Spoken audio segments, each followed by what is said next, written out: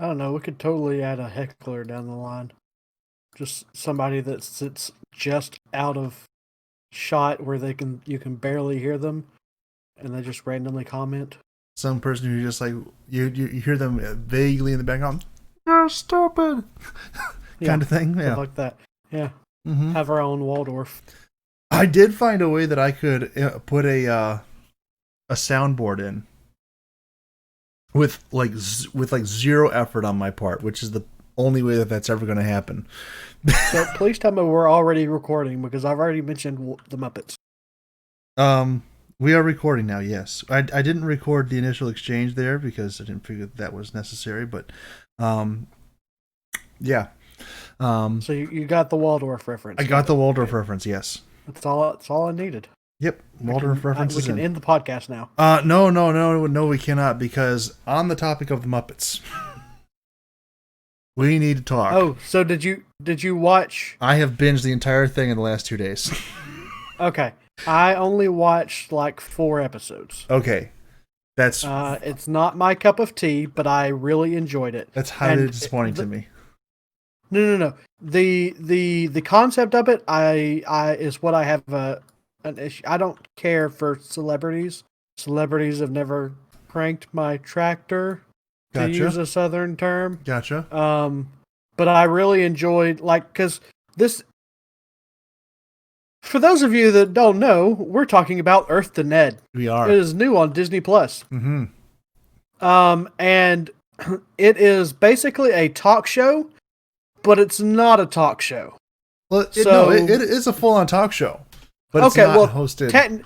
But by definition, it is a full-on talk show, but it is not a talk show by the definition of what talk shows currently are.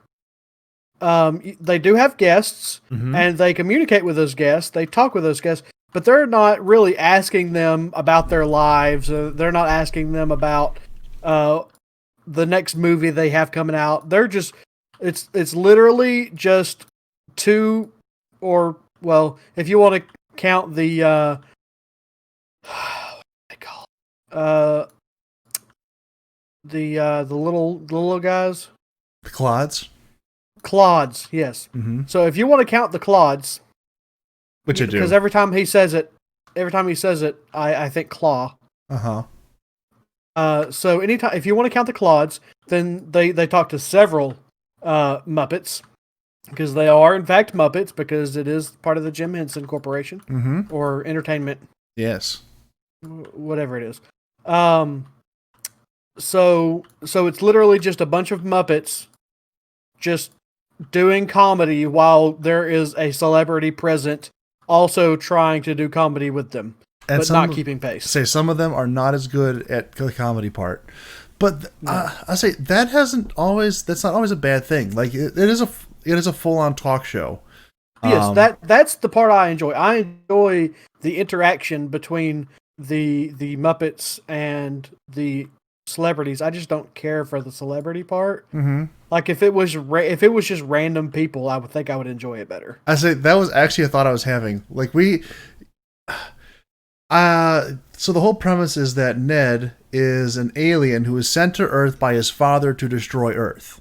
Oh, and I love that that's an ongoing thing where he's like I said, I only watched 4 episodes, so I don't know if it's resolved or anything like that. But I loved that at the end of the episode, he's like giving his status update, and he's like, yeah, so we're totally invading Earth, but our engines kind of broke down. But while we're getting those fixed, check out this new thing about Earth I figured out. But so yeah, he's supposed the Star Wars episode was the last one I watched. Okay, just to clarify. There's another half of Star Wars episode later on, and that was one that I just watched like about 30 minutes ago. And it is officially my favorite episode, despite the fact that I love Star Wars, and despite the fact, I just generally love that episode. So you know who Gina Carano is, right? Please tell me you know who Gina Carano is. If you just tell me a reference, then yes, I probably do. She's Cara Dune in The Mandalorian. Cara Dune. The Republic Shock Trooper? Yes, I absolutely know who that is. Okay, well, she's one of his guests later on. And I'm not gonna... Okay. Yeah. Something to watch up for. Yeah. Now, That now I'm gonna admit to a that person. might get me to finish out the series. Like, now I'm not I gonna. sent you a picture of her at one point, didn't I? Did I not? I I am told you that I'm inexplicably now attracted to that hairstyle for some reason. the one from the Mandalorian. The partially shaved head, Oh, okay, yeah, we did and talk then about long that. hair on the other side. Yeah, for I some, just in the past couple of years, that I don't know. I used to only like long hair, and mhm, if it was short hair, I didn't care for it. right. But now the partially shaved head is kind of Mhm, Yep, mhm. we're gonna leave it there. Well, so I'm gonna do this. Um, just the opener for her. She did a really good showing on there, and I'm gonna be honest. We've talked a little bit about preferences on our side on this show before, and I'm gonna be honest. Gina Carano is not really my cup of tea. She's mine. Until today. Like, there's a point which is not really a spoiler because there's not really anything on the show to spoil. No, it's complete randomness, and that's why I love it so much. It is great, It embodies everything there is to be a Muppet. except for Kermit. Well, except for Kermit. But he wasn't hardly in Muppets Now anyway, so I mean, we'll take what we can get. If Ned, Wasn't. I hate that word. Wasn't. There are no more episodes yet. Like, I finished the last episode, and the next week I went to go look, and I was like, oh, they haven't uploaded it yet. That's weird. They usually upload it at like 8:30. Yep. And then I went looking, and I was like, okay. Surprise! What? No! Disney. Yeah. I did read an article. We haven't talked about the Muppets in a while, or except Muppets Now since the last episode, because we both hadn't caught up yet. Right. It had always been one or the other, but so I'm guessing you've caught up now. I'm fully caught up on watched all of the them. Muppets and Earth to Ned. Okay. I was working from home this week. I really enjoyed in that last episode when they were doing the cooking show. Yes. And Kermit just kind of walked up and, oh, I'm just getting my lunch. Yeah. A complete fourth wall break. Are we rolling right now? They had to get him on the show at some point. They had to. And they need. Maybe what it is they've heard all the backlash about how horrible this guy's Kermit is. But they're just like, okay, we'll just have him in there as cameos. Yeah, we'll just use him as little as possible until we can indoctrinate this entire generation of people to accept that voice as Kermit. Yes. And it ain't working. Nope. Oh man, it just hurts. It's like all I can see is the frog with the mole on his face. I'm like, it's the bad guy. Why is he running the show? Where's Ricky Gervais pulling his strings? To be fair, he's doing better than Kermit was when they were on ABC. You mean in terms of viewership? No, as in terms of quality of show. I still really like that one. I'll be an apologist for that show. I have too many problems with that show. You would have Sam Eagle is up there as one of the biggest problems with that show. Okay. We've talked about this. We have. Yeah.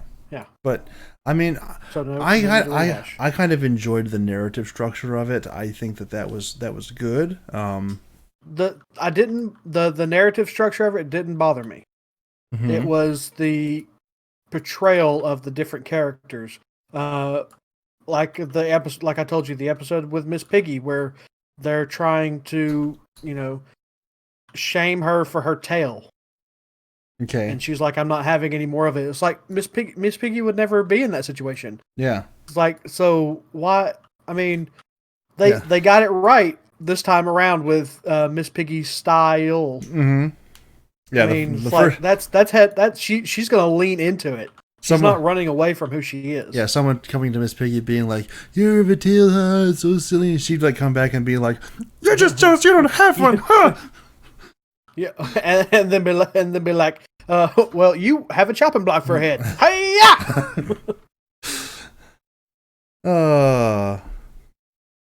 That was fun today. Oh my goodness. Your Miss Piggy has gotten just... I don't think I can do it right now. I'm going to be honest. I don't think I can. I am surprised I did it this morning. So it was, I would say you're not 100% there. You're not Frank Oz, but I'll never be Frank Oz. Let's not even go there. You are definitely like 80, 85. I would say today you might have hit 90%. It was like when you started talking, I was like, "Oh my God, that's Miss Piggy." Well, thank you. And I appreciate that. I'm kind of sad that Tuesday will be her last day. Yeah, well, I mean, technically... Well, technically today was her last day because I killed everybody. Or I would have. Yeah, you guys were going to die even if we had continued. There's a couple things we might have been able to do, but they weren't going to work out real well. Well, it would help if Foxy had more... bardic inspirations. If he used them more, you mean? No. If he had more, he only has 2, and you have as many as your charisma modifier. So he could have 3 right now. He hasn't at level 1, at level 3. He hasn't updated or his at character? level 1. No, he has. Okay, I'm confused. But he has, but it's he lights an even row. I made him keep one of his stats underneath 10, which is intelligence. So his intelligence is 8, but everything else is like 12, 14. Though when he changed to Aarakocra, he, by the way, we're already into D&D sass. There you go. We've hit your quota. This is a lot. There's a lot of crossover going on right now. So much crossover. So when he, and I'm more energetic tonight for some reason. I don't know what it is. Actually, at 6:30, I thought, oh, I could go to bed right now. Wait, it's Saturday. Can't go to bed right now. So when he switched over to Aarakocra, because before he was a Furbolg. Yeah. And he had 14s across the board, except for one he had 12. I think his wisdom was 12. Or it may have been 10. Either 12 or 10. And then his intelligence was 8. Everything else was 14. Right. But when he switched to Aarakocra, his dexterity actually went up to 16 because Aarakocra gives you a +2 to dexterity. Okay. And I think his wisdom went down to 10. Okay. And then everything else is 14. So he's actually more in line with a normal curve for a character now that he switched character, and all he did was switch race. So I'm actually more pleased with his stat layout now than I was before when he was a Furbolg. But he's going to have... But, I mean, it's good. He has Dex as his highest, and then it's followed by Strength and Charisma. Okay. So he shouldn't put any more in Strength. But he should max out his Charisma before he switches over to Dexterity. He's attacking with Dexterity, but all of his spells and stuff that he'll do, hopefully as bonus actions, will give him that. And if you noticed, the very, very short time we had hit with him this morning, he did melee stuff when he had the opportunity to. I was very proud of him. He did do that. I think he probably could have positioned himself a little bit better to do that more. But, I mean... Well, the problem was it was a very clogged hallway. Yes. And he didn't have the movement speed to get where he needed to be. Right. So he did the right thing and backed up and then threw his dagger, which is a dexterity move. He didn't cast a spell except for...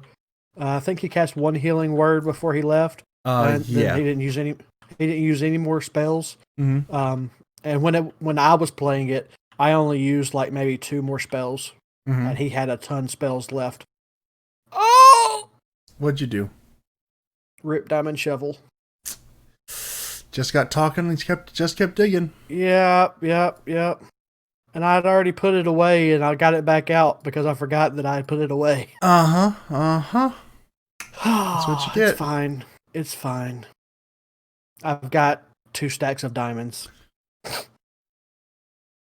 I am diamond rich on this server. I've never found more diamonds on a server ever in my life. And I've only been playing a week.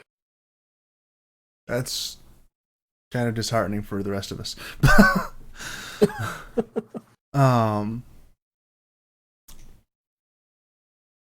But yeah, so I thought today went pretty well. I mean, not that anyone needs to get. Go ahead. I'm glad that we got Mumbles involved. Yeah, Mumbles was a great addition. He was having a moment. Go ahead. I think he'll do better on Tuesday when he doesn't have so much going on, because he had his daughter, he had his kids this morning. Right. His ex-wife came and picked them up, or I guess I should say their mother came and picked them up. That sounds less detrimental than his ex-wife. I didn't. Wait. What? So, is he remarried? Yes, he is remarried. Okay. Because I'm like, I think I would have heard about him getting a divorce in the last year. I don't think that happened. He remarried last year. Okay. But she came to pick up his kids at 10 o'clock this morning. Okay. So that was an hour in, and he had them during that hour, including his youngest one. I'm sure you heard her. Yes, just a couple times, but not too, like. Yeah, I mean it wasn't a problem by any means. No. I've heard worse during calls. Like Foxy. Don't know what was going on there. Well, I think I have a good idea, but it was still weird. I don't want to know your theory. But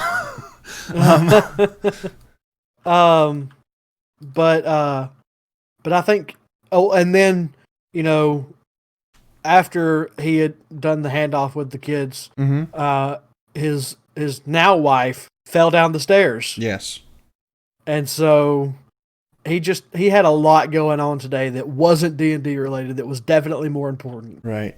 And I fully understand that. I'm not throwing smoke or shade or whatever at him for anything like that. I was referring to the times where he was there and he was engaged.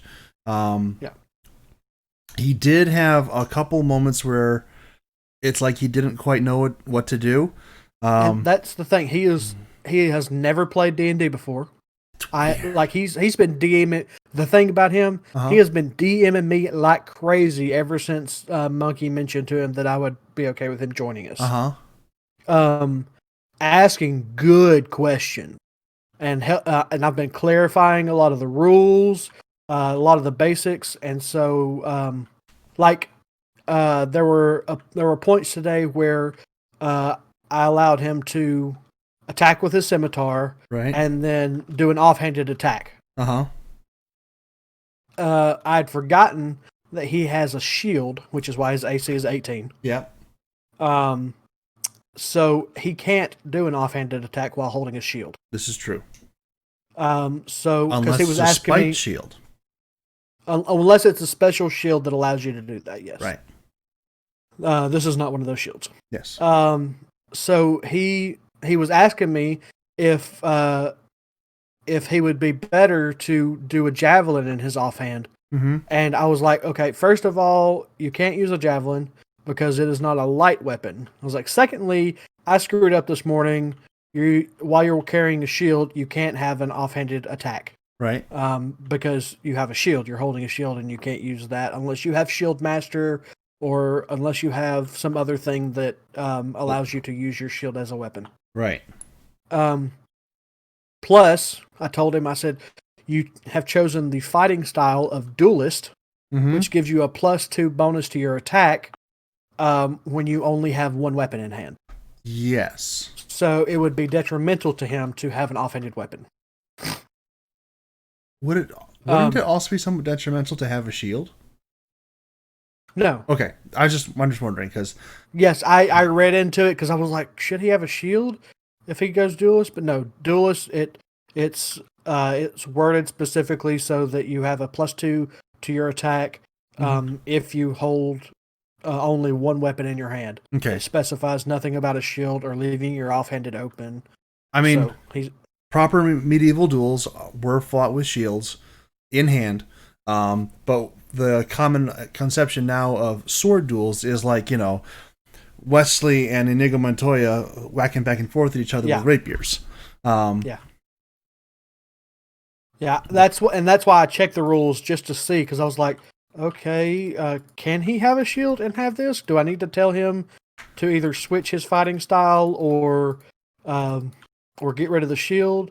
And so I read over it, and I read over it, and I read over it. I'll probably still check with more seasoned people to see if I may be reading into this wrong. Mm-hmm. And make a judgment call that way. But by how I read it, he is perfectly in his rights to have a shield and use the duelist fighting style. Right. And I mean, even then, I think I would still rule it as the DM that he can do that, because I don't see anything wrong. I mean, Maximus used a shield, so Maximus. I think Maximus, right? Gladiator. Yeah. Okay. It's like yeah. I thought that's what you were referring to, but this is D&D. You might have had a character named Maximus, so I'm just looking for clarification. Like that one point where we were charging up the hall after the ghouls had attacked us. Like he was hanging back for a second, and he's like, "I'm not sure what to do." And it was just like, "Well, what's your AC? 18. You should tank." Yeah, please do what you do. You go up, you attack. Yes. And so another thing is, I was trying to get him to head off, since you guys had that other one pretty much blocked off. I was trying to tell him, "Hey, you hear a noise coming from this direction." Yeah. It's like I was trying to lead him to go over there and check out that noise, and there's another Minotaur, and then him be the wall for that Minotaur. Yeah, but he didn't pick up on that one.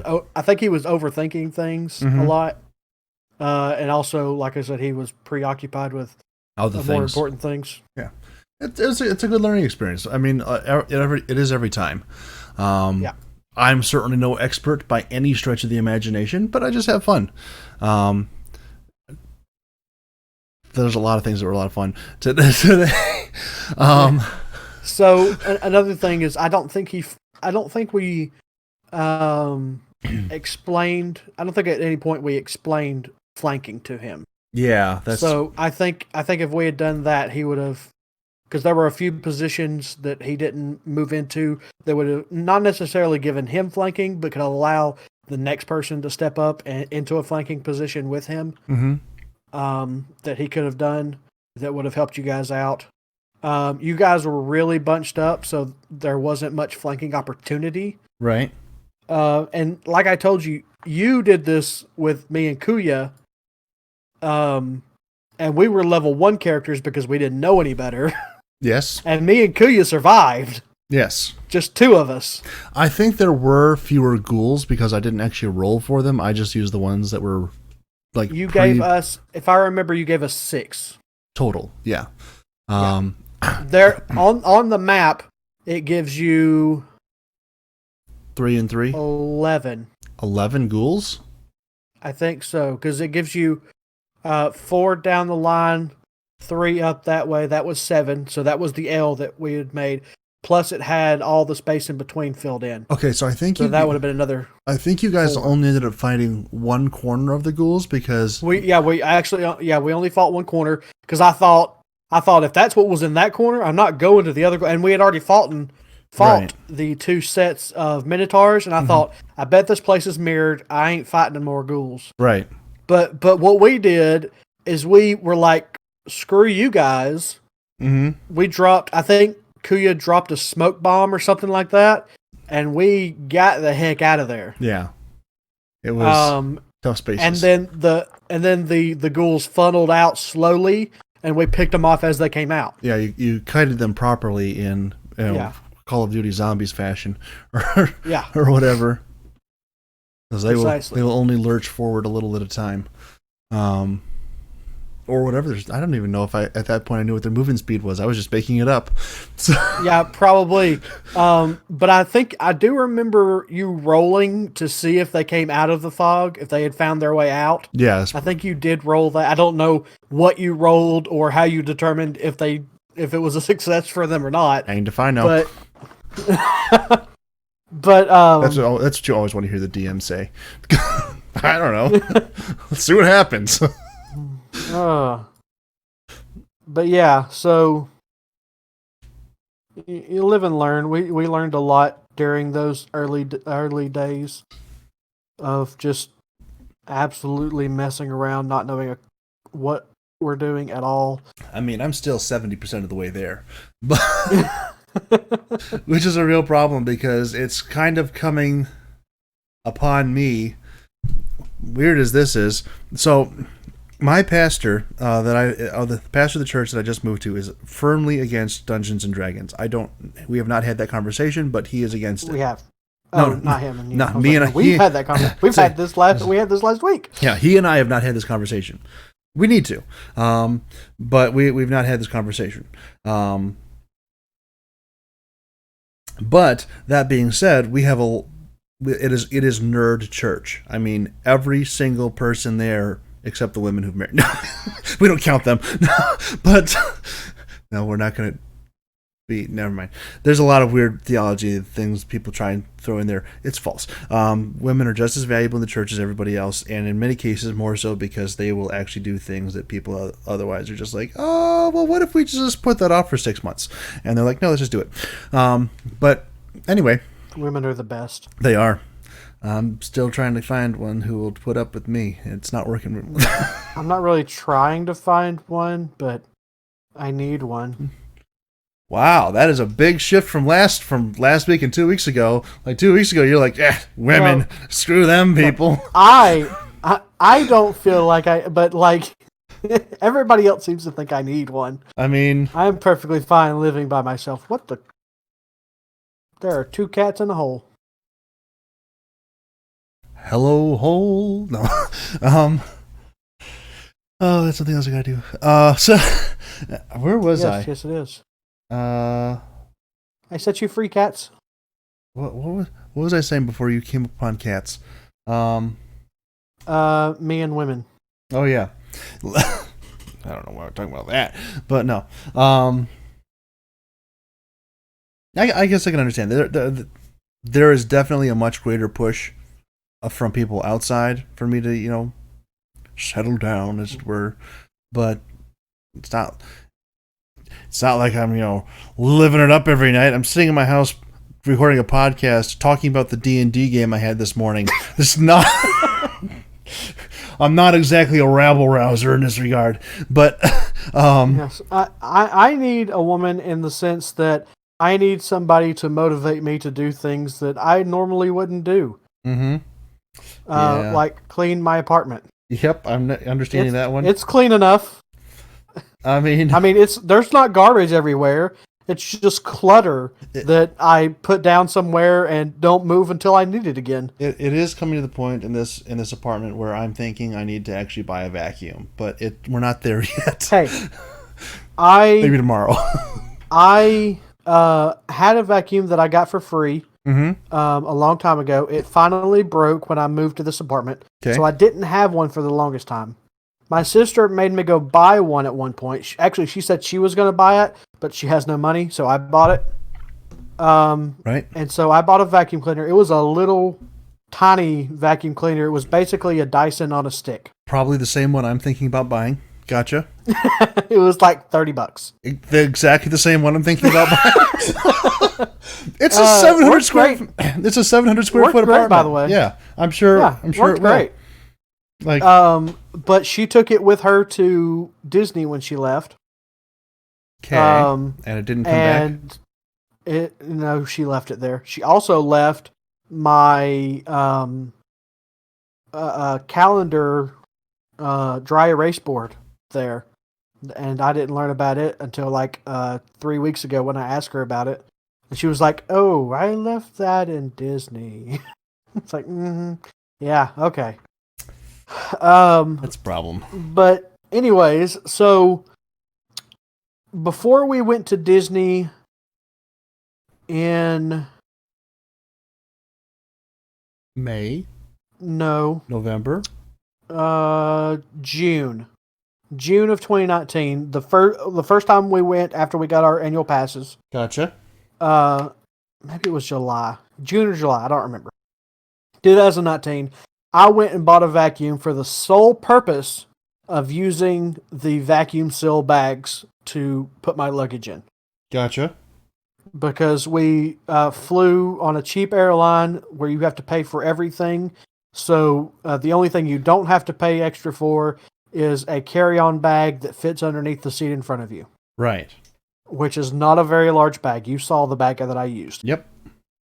And so I bought that to get as much, which, I mean, I'm a guy, I can pack a lot and a little. I can pack a 21-day trip in a very, very small space if I try hard enough. Yep.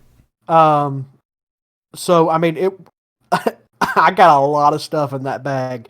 And like so much stuff. Anyways. Side story. So I bought a vacuum solely for that purpose. Gotcha. I have only recently started using it for the purpose that it was built for. And that is just because working from home, I don't wear shoes anymore unless I need to go outside. Yep. And I hardly ever do that. So I've started getting to where I'll walk on the carpet and I'll feel a crumb or something that's been there for I don't know how long, and so it's not soft, and every time I step there's a hard spot every now and again. It's like starts getting to the point where it's so cluttered it drives me crazy. So I get the vacuum out, a couple of weeks later it happens again. And I've just recently started doing that. So yeah, we're kind of getting to that point here. I am only going out every other week at this point, but though my mother has re-gifted the Robo vacuum cleaner that I gifted her for Christmas 2 years ago now. She doesn't like it? She says that it gets caught up all the time because she has lots of kids with lots of hair, and it just gets tangled up. Gotcha. And it just can't do it. So she gave it to me, and she has been bugging me for a month now. She gave it to me a month ago. She's been bugging me for a month, like at least 3 times a month, or 3 times a week. Hey, have you used that vacuum yet? No, I have not. You did not give me the remote. You can press the buttons on the top. Then what's the point of having a remote vacuum cleaner? So it's still sitting on a table. Okay. Exactly where I put it as soon as I walked in the door. And it'll stay there until you need it. Yep. All right. I've got to take pictures tomorrow, which is why I canceled the session. Gotcha. So she's supposed to be bringing me the remote tomorrow. We shall see if she remembers. All right. So it's probably a good thing that we got the session 0.5 done this morning, afternoon, whatever time it was. Yes. Yes. I don't know. So they've decided to eat after pictures. Okay. So I'm sure pictures won't take too long. So I'll probably be back well before session would have been. But I had no way of knowing that because they had, like the people you've been dealing with at your new church, they planned nothing until the last second.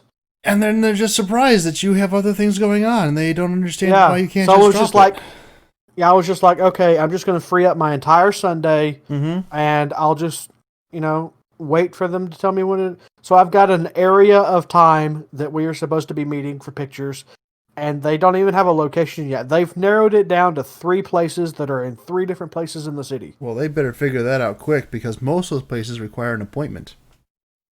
No. You don't have parks. You don't actually have a photographer. We have a photographer. Okay. We do have a photographer. You have a mobile photographer, not you're going to a photographer. Yes, we have a family friend. Actually, my mentor's wife. Gotcha. Is a photographer. Gotcha. Technically, I'm a photographer. I just don't have a camera. So I so want a professional camera.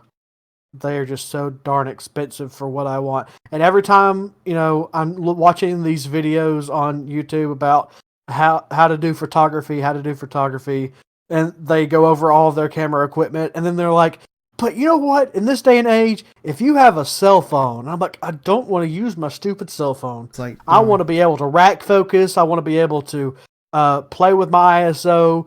With my cell phone, I can't do that, and I hate the stupid telephoto lens on my cell phone.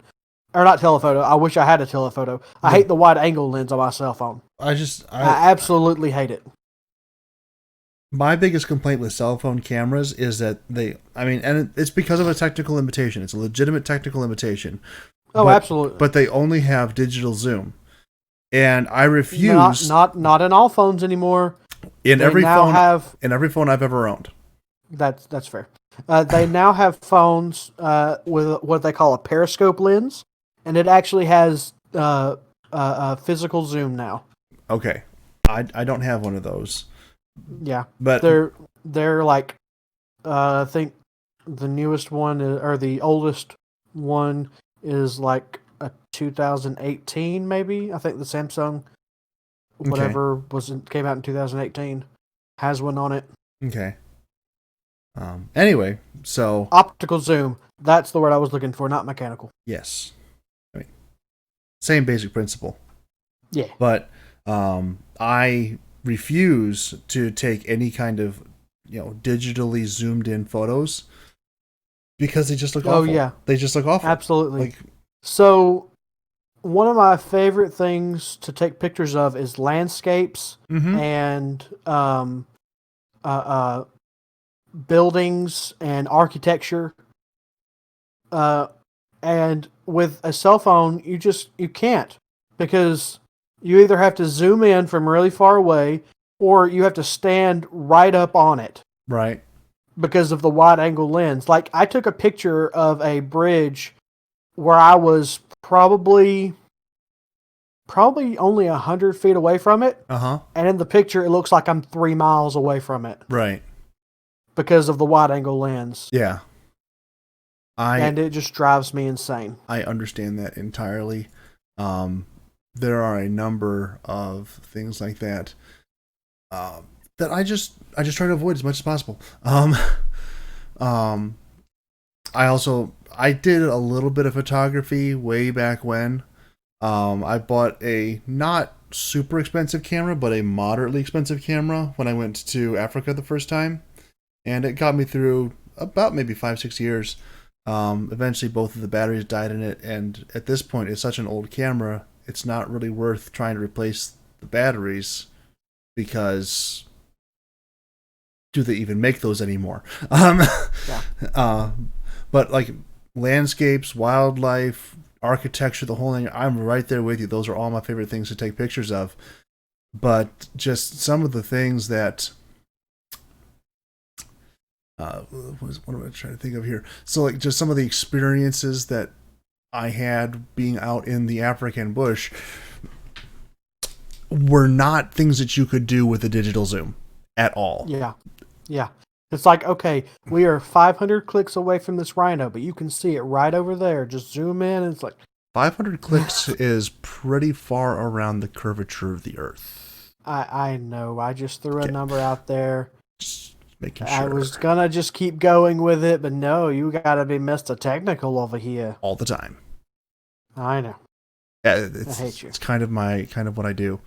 Yes, it is your shtick. That's one of them. But like, I don't know if you're keeping track of the World's Worst Podcast interaction channel on my Discord here. I am. Okay, then I'm going to drop a picture. I've got it open. I'm going to drop a picture in there. We'll see if it actually will upload, because it's kind of gigantic. Hey, it did. Okay. That's one of my pictures from when I was in South Africa. Oh, that is a beautiful photo. But thank you. I appreciate it. I at the time was doing a bunch of photo editing, and was uploading them on a website called DeviantArt, which I will never tell anyone the page that I had on there. It was not under Gavisas, so good luck anyone who's going to try and find it without me. No, you were with me when I took the best picture of a giraffe I've ever taken, and that's probably the picture you were referencing when you said I've taken a better one, or I've got the best picture of a giraffe, or I don't remember what you said. Yeah, that's but you probably, told me about your giraffe picture, and that's probably it. That's probably the giraffe picture I was talking about. It was just perfect. I couldn't actually no, that's not the giraffe picture I was talking about. Because we took the picture I was talking about. All right. Anyone who's watching this, go to the Discord. It's linked in the description. It's not there yet, I don't think, on the... Wait, maybe that was the one. Maybe it was? I don't think it's linked. I don't think the Discord is linked yet on any of the... Also got some really good pictures of some hippos. Actual podcasting channels or sites. Spotify, Podbean, whatever. But someday, maybe. Don't hold your breath. It's me, so manage your expectations. But that is probably one of my favorite draft pictures I've ever taken. In fact, it's the favorite draft picture I took while I was there. So this is the picture I'm uploading. Okay. Yes, Gavi is only 2 people behind this picture. I am the first person. He is the second. What? Behind the picture. On this side of the camera. Oh, okay. I was like, wait a second. It doesn't make any sense. What are you saying? Speak English. Darn it. We were in a vehicle together as we were going through the Serengeti. Florida. I say I haven't done anything to it, but I also like both of these since we're just talking about giraffe pictures. And I love giraffes are my favorite animal, just straight up. Giraffes were my favorite animal growing up. Then I read a bunch of books about wolves, and they are now my favorite animal. Well, not everyone can be intelligent. It's okay. That was mean. Yeah, I'm not taking it back, but I'm just acknowledging it. Because wolves are one of the most intelligent animals in the world. I didn't say that they weren't. I just said I liked giraffes better, and I believe that makes me a more intelligent person. Do I have evidence for that? Not at all. Do I still believe it? You better believe it. Moo? Yeah. And their meat tastes like tastes pretty much exactly like beef. And their meat tastes like. I've never eaten a wolf. I just want to be that on record right now. I believe that if you enjoy something, you should try to experience it in all of its facets. You would say that, animal killer. Actually, I'm a terrible animal killer. I have gone hunting since I was 9 years old. In all those many years of hunting, I have killed 1 squirrel. I have never killed an animal. Intentionally. I've hit several with my car, mostly birds. Now they like to fly into me for some reason. I've never done. They're trying to hatch your head. Wow, that was just really easy. They're trying to what? To hatch your head. To hat my head. Hatch. Mm-hmm. Got it. Mm-hmm. I hate you. I know. I was trying to just do it quick, and then we got stuck there. There was no escaping it. No recovery. Where is my rhino picture? I don't know. Where is my rhino picture? No, I have a fantastic picture I took of a rhinoceros. I have several, actually, because it was really close. He was practically bumping the vehicle, but I don't know what happened. You mean he wasn't 500 clicks away? No, he was not 500 clicks. Like, I will show you. Wait, you know what? There's a picture. In a radius of, let's just put this in context. In the radius of 500 clicks, I bet there is a rhino near me right now. Very possible. There definitely is to me. So this is the rhino picture I was talking about. Here we go. Oh, that is a good picture. And let me show you. That is straight out of National Geographic right there. Well, no, that's not the real National Geographic. He was so close that this was my next picture.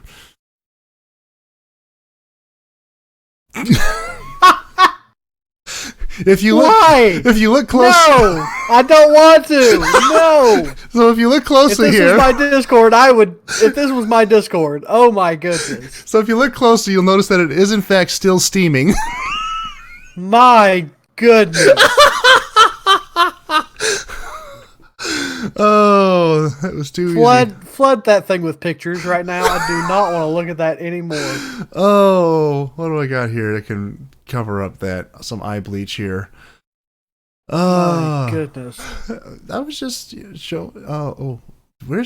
it is. There's the lizard. Okay, so I chased this lizard way past where I was supposed to. Like there's a sign that says do not go past this point. Lions may be lying in the grass. I went right past that sign because I wanted to get a picture of this little lizard. So here is an eye cleansing picture that you can only see. We're not going to describe it. Okay. You have to come to the Discord to see it. Yeah. Okay.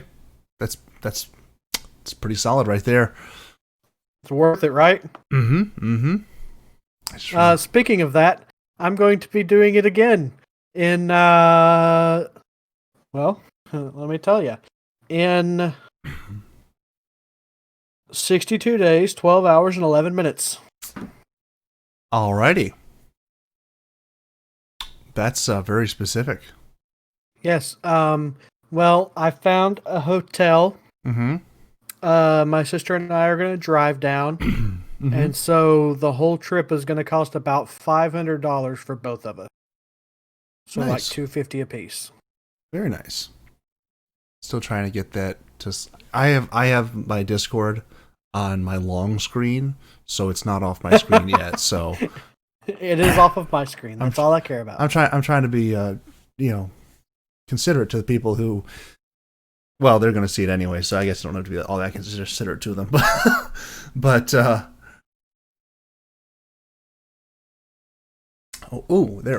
we go. We can. No, let's not do that. That's a bad idea. All right. So I went to South Africa and Madagascar. Both times I took over 1,500 pictures. That's a lot. I don't know why I ended up taking over 1,500 pictures. I mean, they're all pretty good pictures for the most part. There's a couple of them that aren't real winners, like when I went on the night safari. There's only so much you can do. At least there was only so much you could do at those times to get a good picture. This is not a good picture. This is what happens when you try and go on a night safari with a camera that you're not allowed to use flash photography on, because it may upset the animals and they may decide to join you in the vehicle. Yep. So, I mean, understandable. Yeah. It's kind of like a Jackson Pollock kind of thing. There is actually an animal in that picture somewhere. Oh yeah, I can see it. Yeah. Right there in the center. Oh. I don't know what it is. I think maybe an antelope of some kind? No, I think that's actually, it's called a genet. And they're like a type of mongoose weasel, but they have like I would have never guessed that. But they have like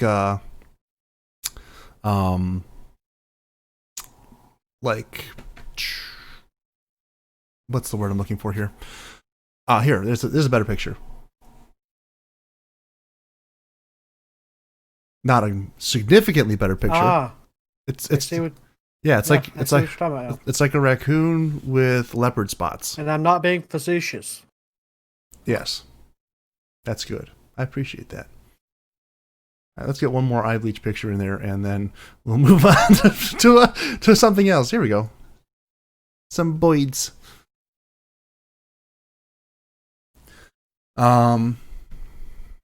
Yeah, so... Oh, and a hammer head. The head of a hammer. No, that's actually the table leg. That's a table leg? That's a table leg. Looks like the head of a hammer. I understand that, but it's a table leg.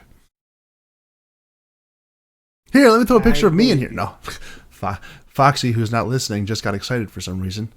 I'm not even going to take that any further. Let's continue. My brain went a million different directions with that, none of which can make it on this podcast. They may have been intentional. But yeah, so it was. I mean, obviously, it's kind of the trip of a lifetime sort of mentality.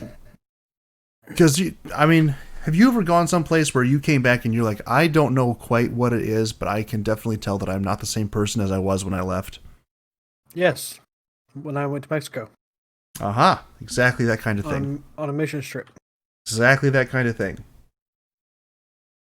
And the thing is, I believe that people can go places and not have that experience, and it really is kind of the serving mentality that draws you into that sort of life-changing experience. If you go there to just like see the sights, as it were, and you just stay around the Americanized hotels with the Americanized food, with like the American interaction approved people, you're not really going to have that big of a shift in paradigm from when you first got there. But when you can really get into the flavor and the culture of the people, it is a just properly mind altering experience.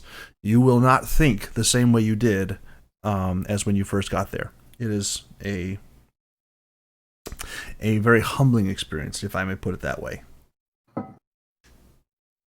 Agreed. So basically, all y'all ethnocentric Americans need to go to some country that is not in this hemisphere or hemisphere. One of those two, pick one and go there. Preferably, I would say both. I have a lot of appreciation for the southeast hemisphere of the planet. It's kind of my thing. At least it has been so far. I don't know. You had some interesting things go on up in the northern, eastern part of the world as well. Well, that's the northwestern part, actually. I thought we were the western. We are. Where do you think I was? Not been to. I was referring to lady friends. Oh. Ah, well, she's back here in Michigan. and apparently is never going to get my text message, so I'm just so there needs to be it's said that songwriting is derived from what people lack, okay? Or like personal experiences, whatever the case might be. Say that again?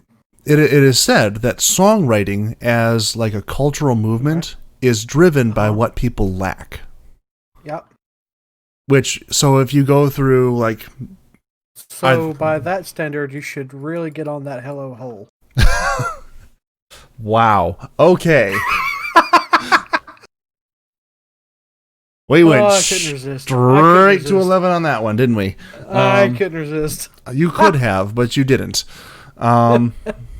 You're right. I could have. I chose not to. It was a choice. I'm happy with my decision. Holy Moses. Okay.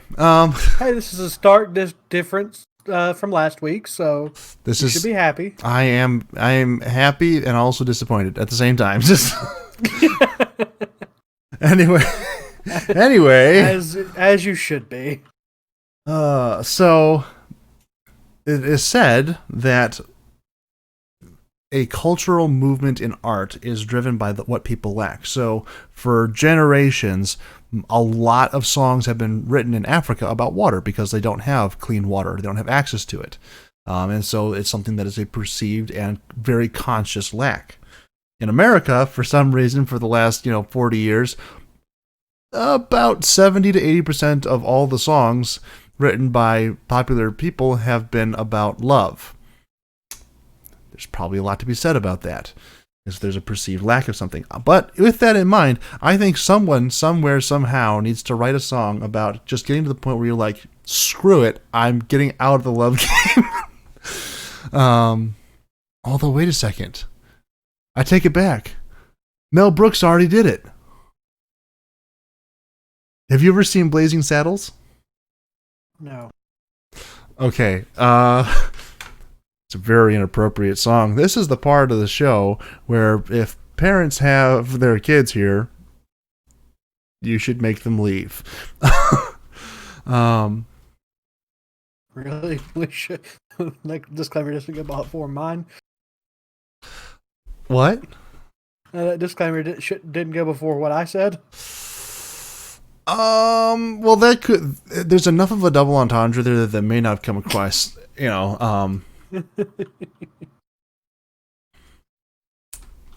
Come on, just type here. There we go. So there is a. It's called "I'm Tired." It's sung by the great Madeline Kahn, and I don't know who that is. yes, you do, but I'm not sure how to express to you who she is. Have you ever seen Clue? Okay, no, that's not going to be there. Have you've seen A Bug's Life, right? Yes. She voices the butterfly. Voices the butterfly, or you mean the moth? The moth, whatever. She voices the moth because that's the only way I'm ever going to communicate to you who she is using Disney. Okay. Anyway, That doesn't really tell me who she is. well, she is a very famous, very talented actress. How about that? Okay. Anyway, so she is in this Mel Brooks film called Blazing Saddles, and she plays the Bavarian bombshell herself, Lily von Stupp. And anyone who knows any bit of anything, yeah, you already get where this is going. I'm just going to go through some of the lyrics here, because this is all about, just being done with love. And so she says, "Here I stand, the goddess of desire, set men on fire, I have this power. Morning, noon, and night, it's drink and dancing, some quick romancing, and then a shower. Stage door Johnnies always surround me, they always hound me with one request. Who can satisfy their lustful habit? I'm not a rabbit, I need some rest." So apparently, I applaud that line. it's so good. It's so wrong, but it's so good. Yeah. I'm not even going to go through the rest of it because it really just goes way downhill from there. Like way downhill from there. But the idea is, yes, okay, apparently the song that I am asking for about being just done with the whole thing, I guess it really wouldn't qualify because, she clearly from the song has had some experience, and people like me, much less so. Infinitely less so. Practically none. Practically? Practically. Have we not had that conversation about how, like, up until the age of 5, I was a player? I think we have. Yes and no. Okay, I guess it was actually player? 7. By the age of Before the age of 2, I'd kissed my first girl. By the age of 5, I had kissed that many girls. By the time I was 7, I was up to like 9 or so. Which for a 9-year-old kid, I never had that girls are icky phase. I'm gonna be honest here. It's kind of a problem. Maybe that's what needs to be said. So, bearing that in mind, I never had that phase either, but I was more, well, I can't even say modest. Restrained, controlled, temperate. I didn't feel comfortable kissing a girl until I was like 12. By the time I got to 7, I had done other things. Say by the time I got to 12, by the time I got to 7, I was starting to be, gently and then more firmly encouraged to stop kissing so many girls. And so, like the last girl that I kissed was when I was 7. She was this very cute little redheaded girl. I was very enamored of her, and the last time I saw her, we ditched the parents, which sounds even worse, and hid under a table, and we shared one wonderful, beautiful kiss, and then I never saw her again. Yeah, well, at the age of 7, maybe... No, I had to have been 7 or younger. Because I remember the house we were living in, and we moved shortly after my sister was born, and I was 6.5 when she was born. So I remember what house it was in. But my parents had some friends over. Yes. They had a daughter that was my age. And we got naked and hid under the bed together. I never did that. We didn't do anything. We were just, naked next to each other and hiding from our parents. And then she got the bright idea to go and show her nakedness off. Yeah, that got you in trouble. I'm sure it did. Oh, yeah. It sure did. Sure enough. I am kind of curious. I don't know if this is something that it's probably something that should definitely not be on this podcast, but I'm going to ask a question anyway. Do you remember what the negotiation was that led up to that? No, I don't. I don't at all. All I remember is the butt whooping I got. You will never do that again. Because we were hiding underneath my bed. Then she got up and went into the living room. All of the parents came into my bedroom, where they found me under the bed. Also my daddy naked? picked me up by my arm, searched for my underwear, which was nowhere to be found. I don't know why. Found me a pair out of my dresser, put them on me, smacked me several times, and put me to bed. And then the parents left. That's all I remember. This is an appropriate response. Oh man. Yeah, I never. And I was like 5 or 6, but I mean, that's probably the earliest memory I have is that interaction right there. But there are pictures of me. Well, there's a picture of me when I was probably 2 or 3. Yeah. Apparently, I used to run around with the first house. Well, I don't know if it was the first house, but one of the first houses that I ever lived in was apparently a U-shaped house. Okay. And so you could go to one side, and then it U'd back into the living room, and then you could go up the other side. Gotcha. And apparently, I would run into one side fully clothed and run back through completely naked. So getting naked was not something that I was infrequent of doing. So I don't know. I don't know what the conversation was that led up to that, but it happened, and I was punished for it. Okay, so apparently nudity is the topic today.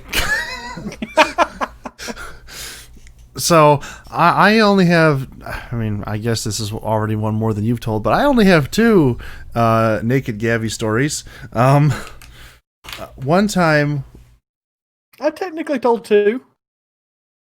2. What was the first one? First one was the girl. The second one was just me, a younger version of me that used to just run around naked. Okay. So the first, both of mine are definitive stories because I've always been one of those people who just like had clothes on. I don't understand. Yeah, it's funny now. I can't be without a shirt unless I'm sleeping or in a pool. Okay, that's fair. Yeah, I'm not a big. So apparently, my parents broke me of that. I'm not a big shirtless person either. And actually, that the not wanting to be shirtless thing actually came a lot earlier in my life because there's another memory I have of where I joined the basketball team at my local rec center. Yeah. And I hate basketball, by the way, to this day. Understandable. And it probably all stems from this.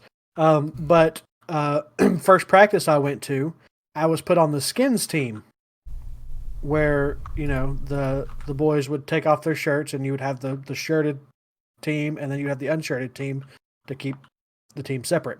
All guys. This was in the 90s, so no girls played at the same time. Anyways. Yep. And I pitched a fit and cried because my coach wanted me to take my shirt off, and I never went back to another practice. Mm-hmm. Yep. So my parents thoroughly broke me of the need to be naked all the time. Mm-hmm. Like I said, I never really had a need for it. And like today, I'm really big into like actually having a shirt on, kind of a big deal. Particularly, so if I don't have the shirt, I shed on the furniture, so it's kind of an issue. It's really for other people's protection, not so much mine. Well, I guess if I did start shitting on the furniture more, I would have more of a need for the vacuum. But so my two naked stories was like, yes. Continue. I've got another thing, but it can wait. So my two naked stories. It's not entirely related. So my parents had this rule that like when you turned 6, you could have friends over overnight. Like we had friends over the house from time to time, but like you had to be 6 years old before you could have your friends over to the house. My sister was 3 years older than me. She was having her 6th birthday.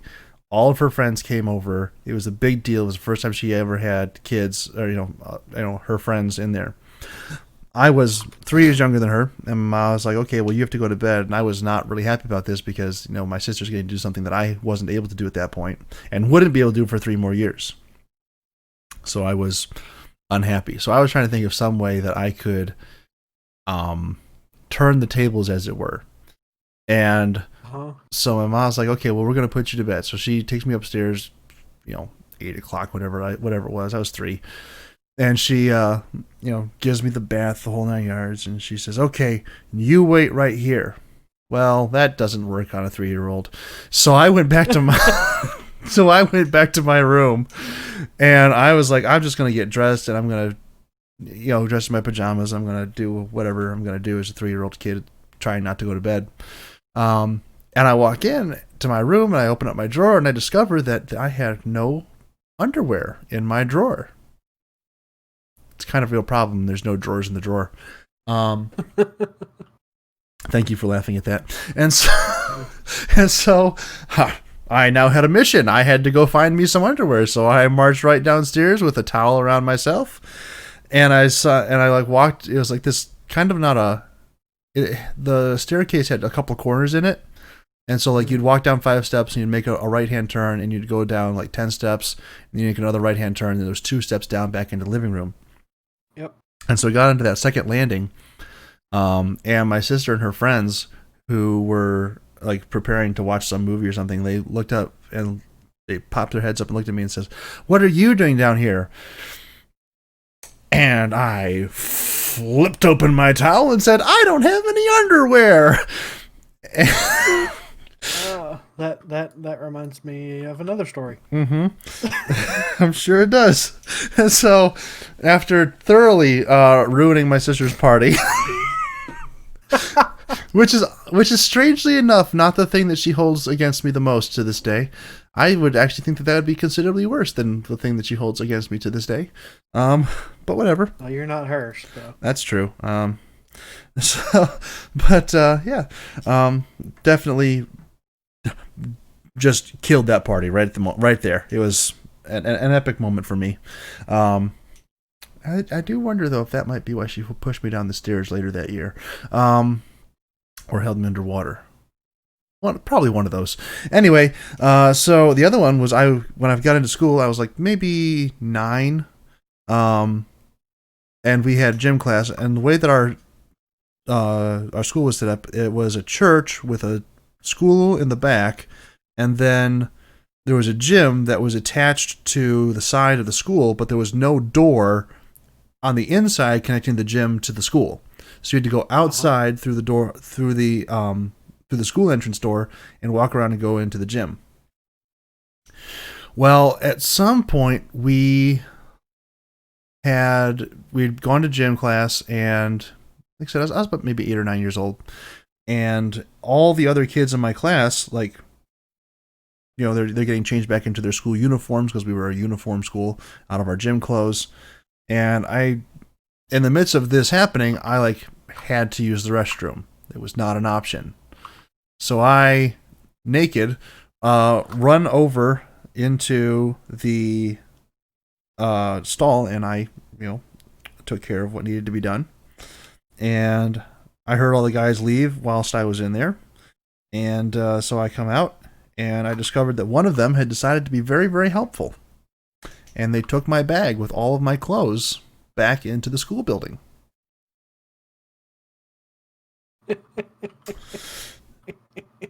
Now, this is kind of a challenge when you're 8, and you're like, I mean, it's kind of a challenge at whatever age you are, I guess, because I'm not really fond of ever having this happen again. So I'm standing there in the locker room, and there's like nothing to put on. There's nothing whatsoever. All the stuff was gone. So I'm like, I don't know what to do. So I crept, did like the peek around the door thing coming out of the bathroom, and like slowly crept my way up to the outside door. And I'm certain it was not as far to the other door as it looked, but it was far enough. Right, switch over to one of those cartoons where you look at a hallway and it elongates. Well, one of those situations, yes. And then, but I'm like, okay, I don't see anybody out here, so I just booked it. And then I wished it had been a farther distance, because then I realized I had to go through the other door, which is, you know, like some of those doors, they're not alarmed, but when you open them, there's like an electronic ding that happens and people know that the door is open. Yeah, it was one of those doors. And like from that door, I could see like the coat room where my bag was hanging. I could see my bag. It was 25 feet away from me on the other side of this door that was going to make a very distinctive noise as soon as I opened it. And there was like no way around this. It's like, I'm either going to make it or I'm not. And I just booked it. Bull dashed. I bull dashed, like dove into the room, and was able to get something on before everyone's like, well, where's Gavi at? And it was a very tense moment for an 8-year-old me. That's funny. Okay, so story number 1. You mentioned shedding everywhere and needing a vacuum to clean all that up. Yes. Well, my mother has asked for Christmas for a pet vacuum. To vacuum the pet? Which it's a vacuum that it more easily picks up hair. It's also got an automatic sprayer and mop and everything on it. Okay. Made by Bristle, I think she said. Okay. I don't know, I've got a link. And she told me she wanted this, and I said, why? You don't have any pets. No. And she said, I have 6 girls in the house. There's hair everywhere. Okay.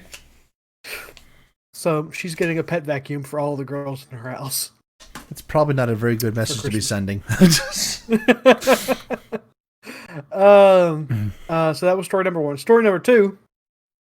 I used to hang out over at my mentor's house all the time. I would babysit when they needed me sometimes. They have 2 girls. And I would go over to their house. I would spend the night with them, and he would take me to work with him sometimes, or we would go on different trips or whatever.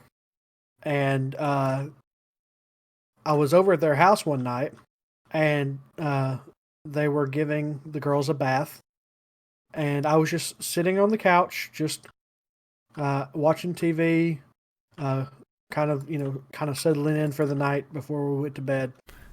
And one of the girls comes out towel wrapped around her, and she gets right up in my face, and she goes, "Masters, guess what?" And I said, "What?" And she ripped the towel open and went, "I'm naked." Oh Lord. And we still tease her about that to this day. I can fully understand, and yeah, that's just fair at that point.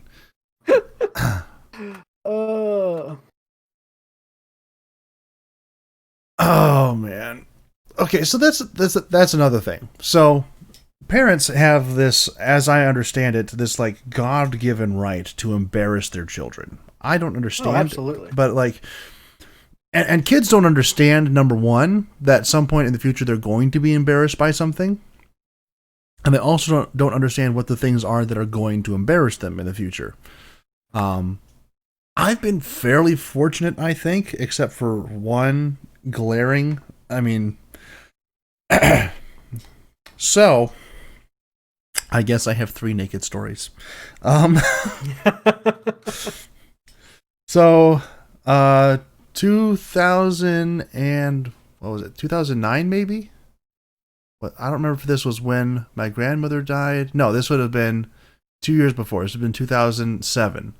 I was graduating from high school, and so they're putting together pictures and stuff for a graduation party, and they're looking through all the old pictures of me. Yeah. And that's always a fun experience. No, it's not. And they come across this picture, and Mom goes, "Oh, I remember this picture." And we go, "Oh, what's that?" And she says, "Oh, well, once upon a time, your brother, she's talking to my sister at this point, that, he was, just this little kid. He was just fresh out of the bath, and he was just standing in his crib, and it was so cute, so I just took a picture." Now I'm going to set the scene for you of what this picture is. It is me, freshly cleaned, my hair's still wet, standing up in a crib. It's an older style crib, with a big heavy gated door with a bunch of bars comprising the door, a little gate to keep the kid inside. Freshly out of the bath, me, and parts of me coming through the bars. It's kind of an issue. Mother didn't realize that until that day, because she it's like, "Here, we'll take a look at the picture," and that's like the first thing that everyone else sees. My mom's looking at my face, and, "Oh, look at how cute he is, like a pet." And then there's a picture of little Sasquatch. Yeah, my mother, like I told you, my mother has a picture of me running through the house. She only has that picture because I was running through the house, and she had, I just started running around, and I came back the opposite direction, completely naked, and she was ready there waiting for me to take a picture. And as soon as I appeared, she took the picture. And I was stark naked. And they decided to use that picture for my graduation slideshow. They put a Walmart smiley face over mine. They did the same thing to me. The exact same thing. Yep. In fact, I have a photo album that was made for that, and that picture is also in there with exactly that smiley face. Mm-hmm. So, my father is a clown, both figuratively and literally. I now know 2 lines. So I have grown up with this, and he is like, there is nothing he could do to embarrass me. Gotcha. Because growing up, if I was able to be embarrassed, I would have been all the time. So I just made up my mind that I don't care what happens. I don't care what he does, what he says. There's nothing that he can do or say that would embarrass me, because if it happened, it would happen all the time, constantly, never ending. So I made up my mind at a very young age that I would never be embarrassed. See, there's a thing here that most people don't understand. So as little boys, there's like that escalation before they start throwing fisticuffs. like to try and negotiate this out. You know, and it's not really negotiation; it's really about intimidation, where like it escalates. You know, well, I can beat you up. No, I can beat you up. Well, my dad can beat up your dad. Yeah. If your dad's a clown, I would imagine it's like, well, my dad can beat up your dad. Well, my dad can spritz your dad in the face with a rubber flower. I'm just, so just kind of see how that's going. Oh, actually, that could work. So you've met my like that could work. You've met my dad. My dad's the Joker. So you've met my dad. Yes. Could you see him as a clown? Oh, absolutely. Absolutely, yes, absolutely. So every summer, I don't know if you guys do I forget what they call it. Bible camp? Yeah. I was both a camper when I was younger, and now I am a counselor. No. Oh, No, you mean not that kind of Bible camp, like Vacation Bible School. Vacation Bible School. There we go. Yep. I've done those too. I've written some of those. Those are not fun to write or to do. So it might help if I like to kill. It might help if I like here children. in the South. Yes. Here in the South, They're a big thing. everybody does Vacation Bible School. They plan them out around each other so that Vacation Bible Schools don't happen at the same time. Yep. So basically, every single week of summer, there's a Vacation Bible School that a kid can go to. Mm-hmm. Pretty much. Yep. With few exceptions. And so instead of doing Vacation Bible School, my church has always done what we call Kids Crusade, which is exactly the same thing, but less boring. It's a great theory. No, for kids, they are absolutely less boring. They play games. There's lots of movement. There's lots of like even for the preaching part of it, they do sketches and skits, and people come up on stage dressed up as different things. They have people actually wearing costumes. This is sounding a lot like what Vacation Bible School is. I mean, every Vacation Bible School I've ever been to has been a lot like that. But that's just every Vacation Bible School I went to growing up before we started going to this church was not that. You sit in a room around a very large, probably a bunch of different tables, folding tables, and the teacher sits at the front of it and tells you about the different Bible stories, and there's a coloring book that you can color in while they tell you about Jesus. And of course, this person teaching, as it were, is somebody who is not as old as Methuselah, but they did know him. Yes, precisely. Gotcha. That was the kind of Bible school I grew up with. Okay, I've never been to one of those. We started at this church. I've never been to one of those, but I am aware of their existence. Yes, and so, so a lot of arrows in me right now. So during this, he was a clown.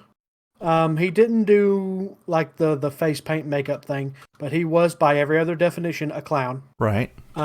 He would dress up. His name was goodness, how could I forget his Professor Huckabuck was his name. We had a Professor Diddledoo. He was not for kids. I mean, the kids still thought he was funny, but we didn't get half the jokes. And now we do get some of the jokes. And, you know, he's still Christian. It's just like, oh, yeah, you did say that. I guess you did. Okay.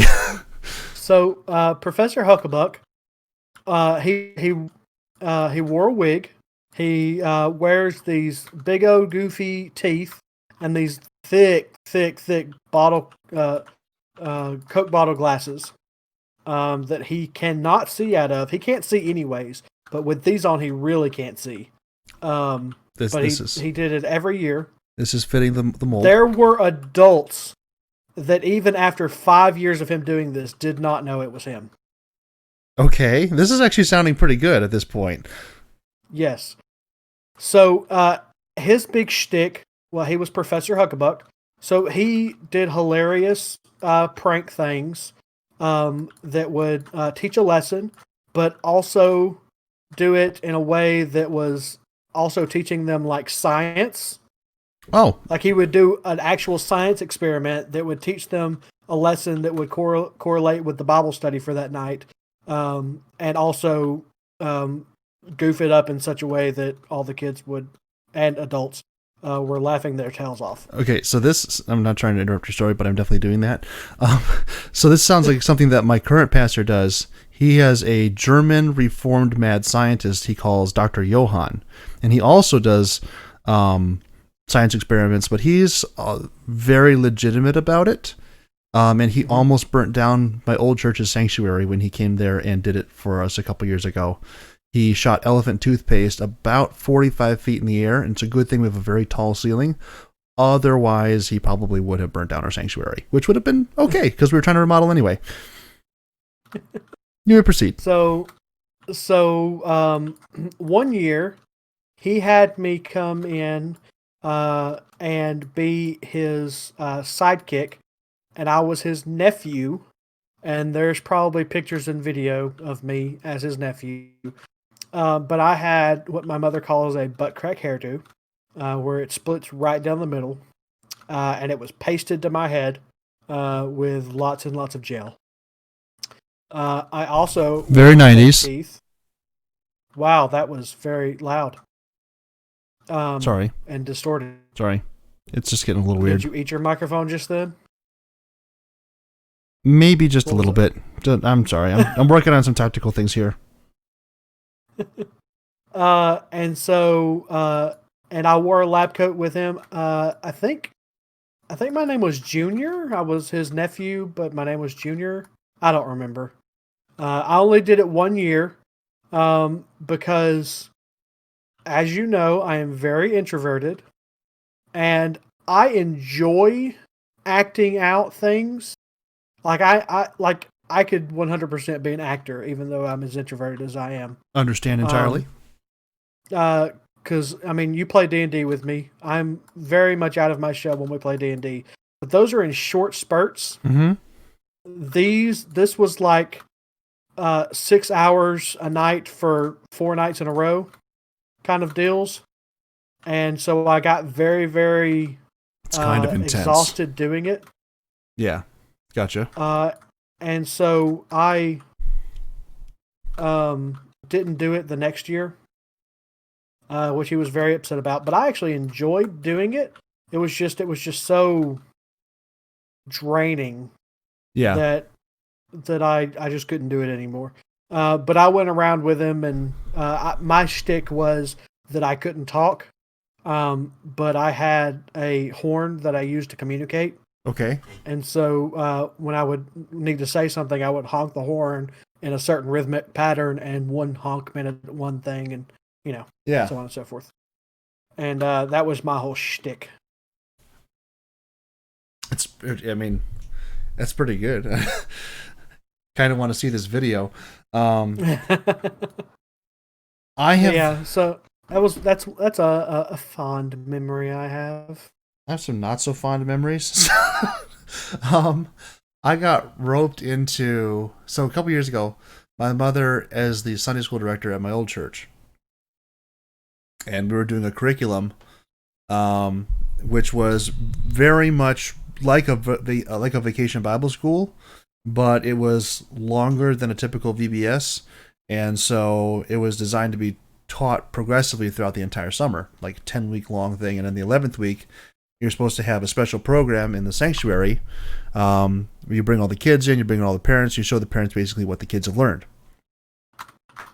Well, there was characters and things that were part of the production all the way through from the beginning until the end. And in the 10th week, the guy who was playing the quote-unquote villain of the story decided that he didn't want to do it in front of the entire audience, and so he's like, I'm out.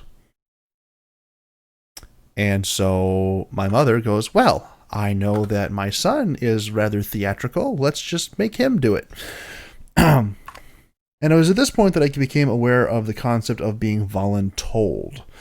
I got voluntold a lot growing up. Oh, it's a thing. Like that needs so much so that like I'm almost hesitant to volunteer now that I'm Oh yeah. older. It's Speaking of old, I had the realization as I was falling asleep last night that, and I said this to you earlier today, but I haven't said it on the podcast. I had the realization last night as I was falling asleep. I am now older than my parents were when they had my younger sister. wow. Yeah. That's I had that realization while I was falling asleep last night. that's a scary thought. I had a scary thought like that. Like, okay, so the first time I ever felt old, which is probably too young to actually feel old, but I felt old back in 2006 when I realized that Toy Story was 10 years old. And I'm like, I shouldn't be able to say that anything is that I like was around for when it came out is 10 years old. That just seems wrong to me somehow. But anyway, so my mom hands me the script and she says, well, you just have to do it one time. Well, you know me. I don't just do something. So I came up with a voice for him, which was not the voice that he had before. And and you know, it's like the most kids programs follow like the same trope where, you know, there's this person who's an antagonist, and at the end, you know, he comes and he knows Jesus, and then he's a different person. I played that antagonist one year. Yep. And there is a full video of that I should totally grab And destroy. No, I want to watch. The only one I want to watch is the one for those next year. And I'll get to that in a second because there's a lot more involved process. But this one, so I show up and so I do I do the voice, and I kind of put him somewhere between like my Uncle Steve and my neighbor. So he kind of like this really kind of like gravelly, hoarse, raspy voice. And then when he makes the conversion, I took off the ridiculous. There wasn't like a mask, but there was like a bunch of parts and like not quite prosthetics that were on my face, so I thought I looked significantly different. So I took all those off, and I basically just did the exact same voice I'm doing right now. And I said, I became clean, be Jesus. And took the entire audience by, they didn't know what to do with that at that point. Anyway, so the next year, this rolls around, and my mom, learning something from the previous years, like, I don't want to have somebody be a part of this who's just going to bow out at the last second. And so she comes to me and she says, hey, we have this superhero thing going on. Can you be the superhero? And I'm like, no. And she says, no. There's a lot less, there's a lot fewer skits and everything, and you won't have to be in there very much. You won't have to interact with the kids and this, that, and the other. I'm like, okay. I can see that I'm not going to win this conversation, so I'm just going to say yes. Well, it turned into a much bigger ordeal because not only did I turn into the superhero, or not only did I get cast as the superhero, as it were, but I had to make the costume myself, which was not an easy proposition. And then 2 weeks in, after I've done just two little things, again, which was totally within the realm of what she had said, she comes to me and she says, well, we're thinking that there's not really enough skit material here based off of what we're hoping to do with this. So can you write us some more skits?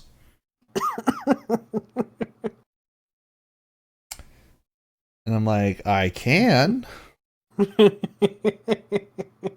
Do I They did not think that through. Do I want to?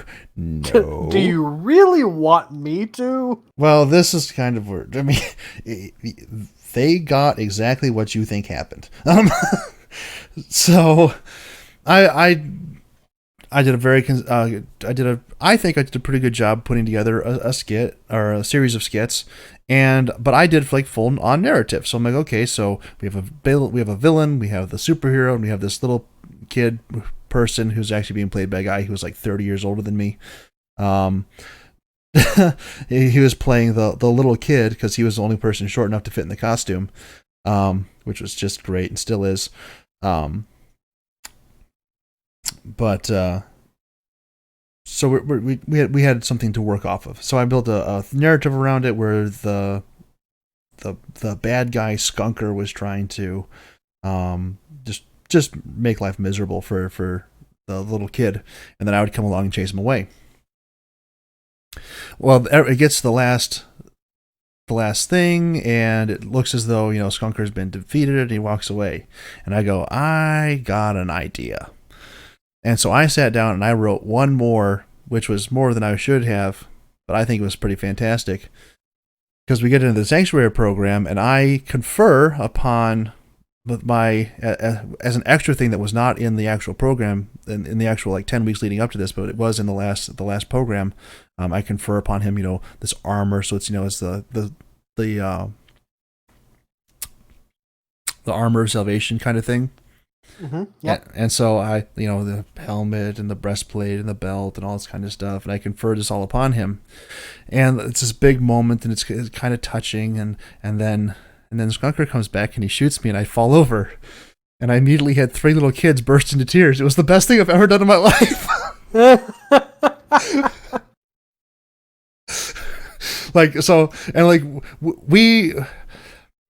The necessity for it at the time was probably not there, but it's probably a good thing that we did.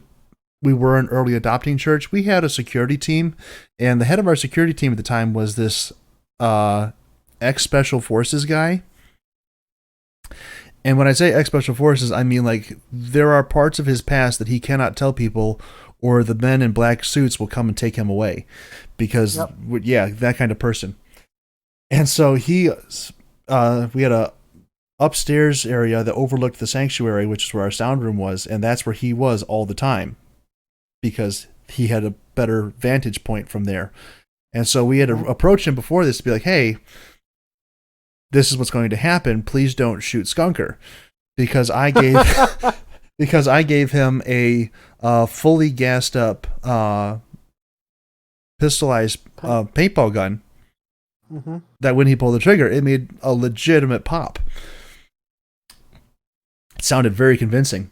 And so when he comes in, he just rattles off 9 or 10 shots, and I just I committed. I committed so hard I ripped my pants. Thank God I was wearing a cape.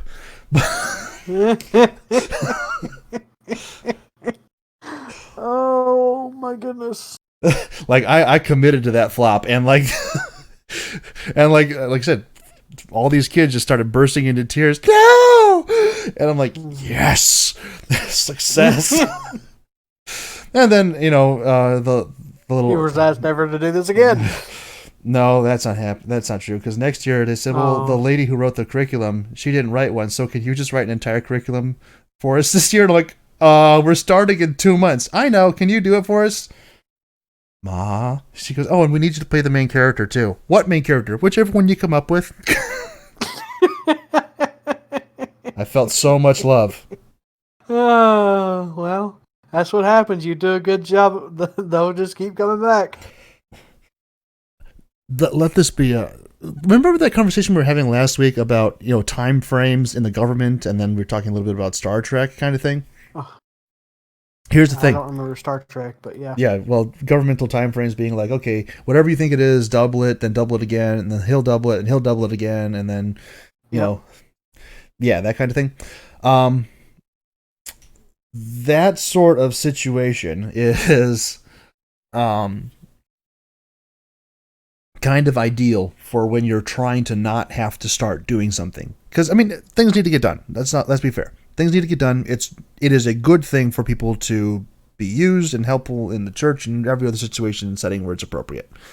That being said, if you are someone who does not want to be called upon or voluntold, as it were, hide your talents, your gifts. We had a bus ministry, and I had a chauffeur's license that I never told anybody at my church about. Yep. Because that is too much child interaction for me, and I don't like children. It's a thing. So, yeah. Learn to hide your gifts. Well, I would. That's a misleading message. I'm not saying it's a righteous message. I'm not saying it's a good message. I'm just saying if you want to avoid things, don't let anyone know that you're capable. Yeah, that seems fair, accurate.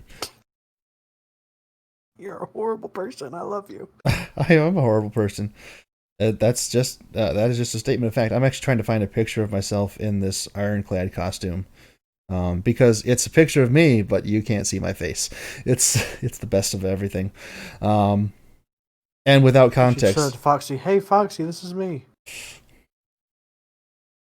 Now, okay, I don't know why, but for whatever reason, when you said this is me, I suddenly have this overwhelming urge. Oh, that would be so rad. This is me. This Yes. I'm exactly where I'm supposed to be. That song, is that what you were? Kind. I'm not sure that you're. If it was the same song, you're. It's a High School Musical song. Nope, not that one. Okay. Don't let them break me down to dust. I know that there's a place for us, for we are glorious. Yes, I wanna watch that again right now. I've watched it 2 times in the past month. Mm-hmm. Because, well, right now I'm watching through Friends. I'm a little over halfway through Friends right now. Mm-hmm. But yeah, I'll probably watch it again here soon. Like, I like just throwing it on in the background and just listening to it. That's me and the guy who is too short to fit in any of the other costumes. Terrible. Alrighty then. Oh yeah, it's fully anthropomorphic. We are ermines. It is horrific. The armor is made out of red placemats. You are ermines? Yes. Actually, from this distance, it kind of looks like those urinal things you put in the urinals. Fair. They are in fact red placemats. Or I mean, around the urinals, so that they, if there's splatter. I know exactly what you're talking about. I did. Okay, on that weird topic, small diversion. I had this great idea for a joke product a couple years ago, and I thought about Great idea for a joke product. Like it's just to make a commercial for a product which does not exist. Okay, about that, as it were, urinal backsplash. Okay. So you invent a product. Doesn't matter what it's called. All I had the idea for was for the commercial, because you walk in, you hear the announcer talking about, "Are you tired of urinal backsplash?" And then it shows this guy walking into a bathroom and stepping up to the stall, and then cuts to just behind him, and you see this torrent of water explode out of the urinal at him. And that's really the joke. I didn't really have anything to go on beyond that. I just thought. And then you just invent this completely nonsensical product to, solve that problem. Do you follow the guy that makes inventions that help nobody? I've not heard of this, but it may be something I'm going to start doing. Okay, I'll see if I can find it and I'll send you some stuff. Okay. But he actually got a cease and desist from Crocs because he made Croc gloves. And it's basically Crocs, but they're gloves. They are ugly and useless. But he has them. He made them. And they sent him a cease and desist. That's pretty awesome. I'm going to be honest. To which he then went on a live stream and read the cease and desist while wearing the Crocs. The Croc gloves. Might this perhaps be the same guy who made the pizza fanny pack? Yes. Okay, then I have found the person. He also apparently made shoes with no soles for people who like to go barefoot. Yes, he did, and I actually want a pair of those. Okay, this guy seems pretty legit. I'm happy about this. I'm going to post a link to this article. People who are following, because Sass is in the World Worst Podcast interaction channel right now. Mm-hmm. That's just a thing that's happening. He's also DMing me. Yeah. This has got to be the most random thing on earth. Just see these things popping up. Just, there's no context. No idea whatsoever. Which to me is just amazing. I love that. It's a case for your smartphone case. Okay. That's Snack Mingo. I don't. It's nice. Can you hear my roommate? No. Okay, that's good. Why? What did he say? No, he didn't say anything. Is he singing? He or is something? full voice singing the Shepherd song right now. The Shepherd song? So, even though in the jungle, the mighty jungle, the lion sleeps tonight. Uh-huh. He is full voice singing that right now. Why? I love this guy. But why? I'm sure he's singing it to his wife for some reason. I don't know. It's not 3 a.m. Well, for her it is 11 o'clock in the morning. In the morning, yeah.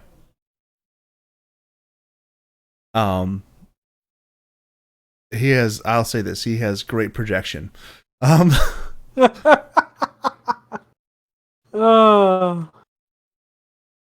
that's not a compliment. Wow. Okay. This is Oh, there's the Crocs gloves. I found them. Yeah. It's in a different article. I have to post this one too. Sash just said, if you're posting these, the podcast is going to be fun. Yep. This is this is like baguette backpack. Okay, my question is, it's a legitimate, serious question. How has Spencer Gifts not like sequestered this guy in a warehouse and be like, make things for us? Because all this stuff is exactly what Spencer Gifts was made for. I don't know what that means. Do you know what Spencer Gifts is? No. Okay, so Spencer, I mean, it's kind of a 90s kind of store. There's like the most useless things. This one is not useless. Okay, I'm pulling this out as a special picture and posting it in there. The Spacinator, nowadays, this guy is ahead of the curve. I think he made it for that. I don't know, but like, if you're talking about it, like a finger extender. So it's like,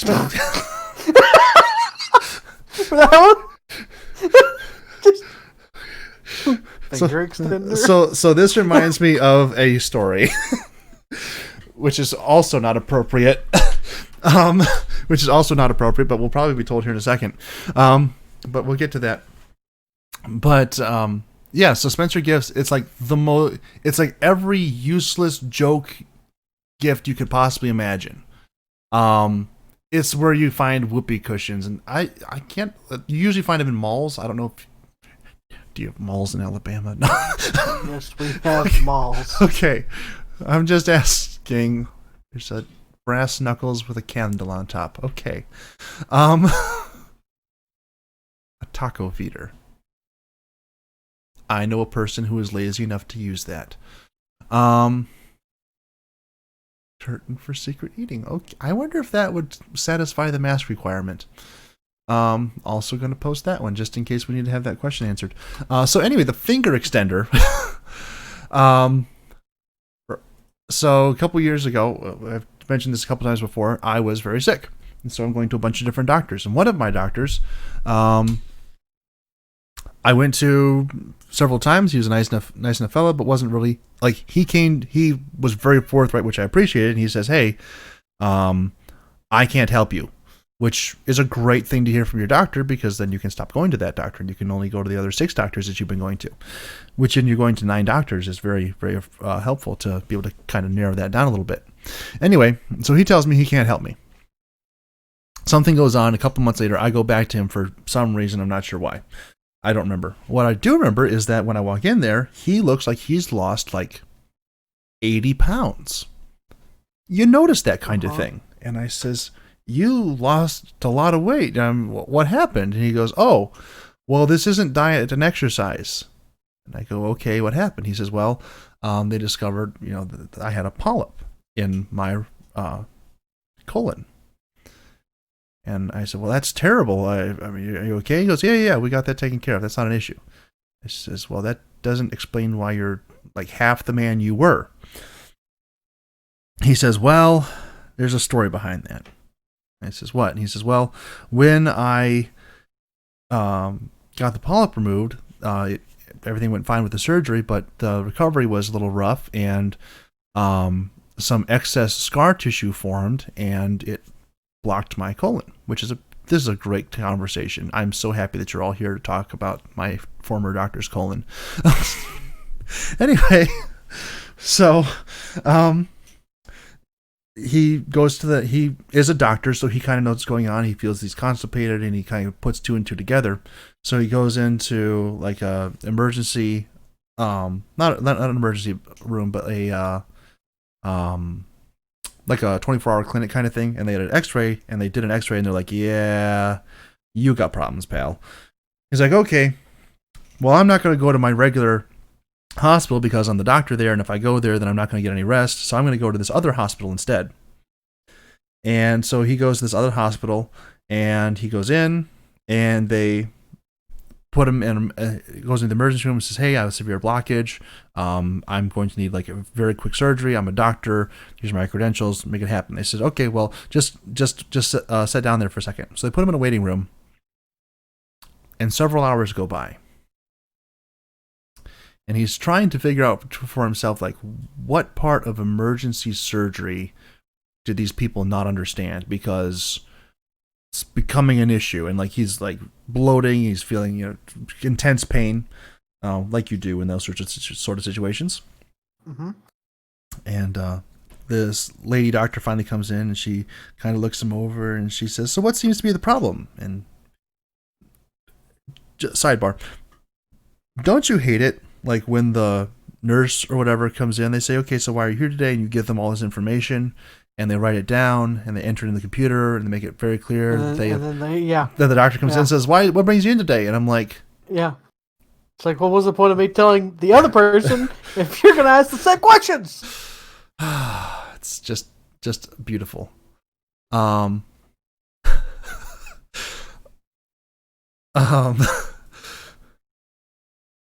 So, yeah, he goes through the whole rigmarole, and he's like, "Hey, so I'm a doctor. This is what's going on. I know what's going on. This is kind of my area of expertise. Help me out here. You need to schedule surgery." And she says, "Okay, well, I'll pass it up the line, and I'll get back to you." She leaves. Another couple hours go by, and she comes back in, and she says, "Well, before we try and do surgery or anything, we're going to try and dislodge the blockage." And he looks at her and he says, "Can I ask before you do that? You do realize that it is a scar tissue? It's like deep inside." And he explains the process to her, and she says, "Oh yeah. But we're going to try and dislodge the blockage." And he says, "How do you propose to do that?" Because he's like, "The colonoscopy. How are you going to do that?" And she goes, "Oh," as she's putting a glove on. And he sees exactly where this is going. And she goes, "Well, I'm just going to try and reach it." And he looks at her very sincerely, and he says, "Ma'am, how long is your finger?" At which point, and she just looks at him like she had no idea what it was that he was asking her. Because clearly her intended method was to just try and reach it. And that was not going to work at all. And he decided at that point it was time for him to get out of there. Well, it's too late for that, but long story short. Long story longer. he ends up going back to his regular hospital, and his colon had burst, and he had to have most of it removed and all kinds of stuff. Wow. Talk about the incompetency of our medical system. Yep. I couldn't decide if you were trying to not agree with that or... Oh, no. Like the particular hospital, I have nothing but bad things to say about them. That is but one of like 9 horror stories I've heard about that particular hospital. And it's really frustrating because it's one of the highest rated hospitals in Michigan. And I'm like, oh, that's bullcrap. Yep, I've been around the block. I've been around this block enough times to know that this is not how this works. I bet you that hospital has the 1 out of every 10 doctors that the one that disagrees with everybody. Theirs is the 10th Doctor. Oh, Yeah, did you ever? theirs is the 10th Doctor. Did you ever see that the commercial? I think it's for Trident gum. What about the 5th dentist? Yeah, You have. Okay. maybe. I don't know. So there's this panel of 5 dentists sitting at a table, and I do know that there's a joke on Friends where somebody comes in and says, "I have great news," and Chandler says, "What? The 5th dentist finally caved, and now all 10 are recommended Trident." I'm gonna post it in there, but anyway, I'll describe it to you. So there's 4 to 5 dentists, and they're sitting there, and so they go to the first dentist, and they say, "Do you recommend Trident gum?" He says, "Yes." The second one, "Do you recommend Trident gum?" "Yes." "Do you recommend Trident gum?" "Yes." "Do you recommend Trident gum?" In the midst of this, there's a squirrel that has come in through the window, and while they're going down the line, the squirrel walks across all their feet, which they don't notice, and gets to the pant leg of the 5th dentist, and he climbs up inside the 5th dentist's pant leg and discovers some nuts. So when it comes time for the 5th dentist to get the question asked, you hear this crunching noise and he screams, "No!"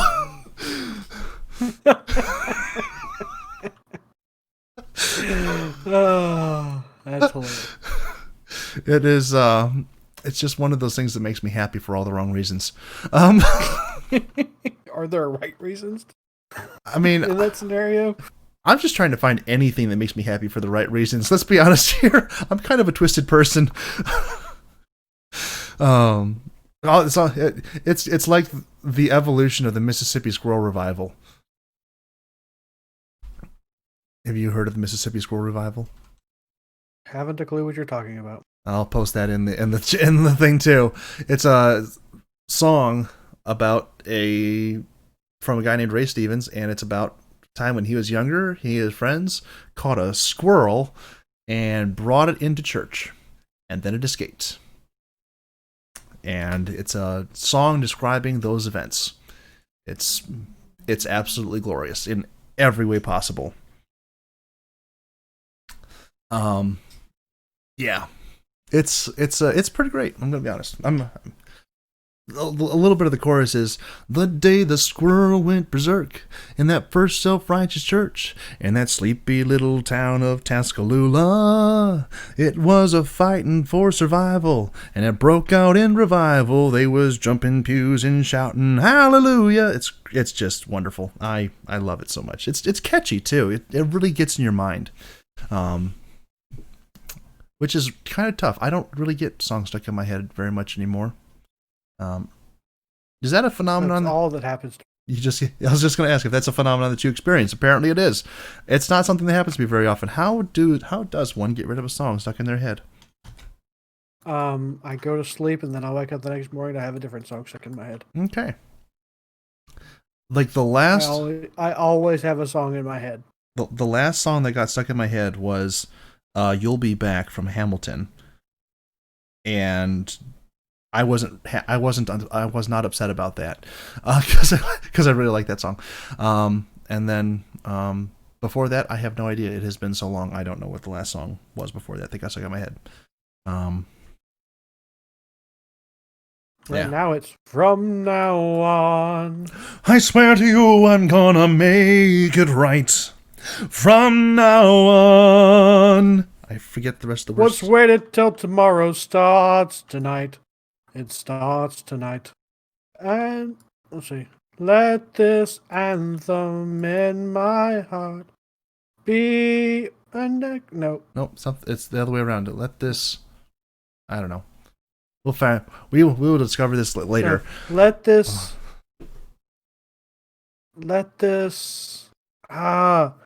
Here we go. Just looking it up. Let this promise in me start like an anthem in my heart. From now on.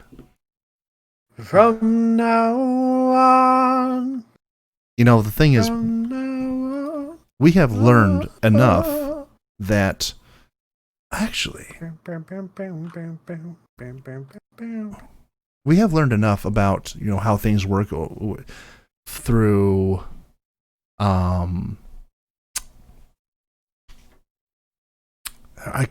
I just had this really crazy idea. I think I know how to make Kuya carols better. Don't let him be part of it. That's very fair. So the issue here is that Kuya needs to sing more Johnny Cash songs. Convoy seems right up his alley. I don't think that's actually a Johnny Cash song. I'm just saying he needs to talk his song. Yes. William Shatner also does that pretty well. Just fun fact there. But okay, so the issue with Kuya Carols is that we have been using a third-party website to generate the music. And so what happens is that we both get, because of internet lag, we both get the same music but at different times, and then we react to it in different times, and then he's trying to follow me as I sing, and it just doesn't work out. Yeah. So spoiler alert to anyone who is, I've been working with Friendly this last week. I haven't really been working with Friendly. I've been working for Friendly for free to flesh out this character to play a villain in one of his in a campaign that he's running. Another villain in a campaign that he's running. I'm now up to like 4 characters. I'm not even in this campaign, except for everyone. Yes, you are. And so, this villain is a vampire, and when he shows, yes, the people you are helping or that you're in this with haven't noticed that the villain only show up at the precise time that they're talking to somebody else, and it only happens after 8 p.m. Oh, they've noticed, yeah. But I've only actually been there for one session because we've had to cancel the last 2 weeks. But that notwithstanding, anyway, so I've been trying to build out this voice, which is why was saying this morning while we were playing D&D that I've been doing Lumiere for the last week, because he sends me this picture of this vampire, and the only thing that I can see the only thing I can hear in my head when I look at this vampire is Lumiere. And so I thought, and we've had this discussion already, Masters, but everyone else isn't privy to this, I thought it'd be a great experience or a great idea to rewrite the entirety of Be Our Guest for this vampire to perform. And I've sent this to you. He has done so. And you can tell the people whether you think that was a smart idea or not. Well, to be fair, or at least you can comment I have not listened to the finished version. Okay. I'm going to be honest, the last note I don't think I'm ever going to get because it's really up there. But that's a whole other story. That's just a performance thing, not necessarily the wording. Also, not in... Where was I going with this? I have no idea. I'm going to finish this story up and we'll see how it goes. So anyway, I finished rewriting the entire song, and I recorded it and I sent it to him, and he thought it was pretty fantastic. And then he sent a message to the rest of his party, and he's like, "Hey, so when Gavi comes in and to voice a character, all of you need to shut up." I'm like, "What? Don't say that." And then here's the other thing, Masters. Benefits to helping Friendly out. I guess I'm not, but wait a second. I'm gonna back off of that statement, and because it just occurs to me that Friendly did message me earlier this week regarding something in the podcast, which means he has now officially begun listening to it, and he'll get here eventually.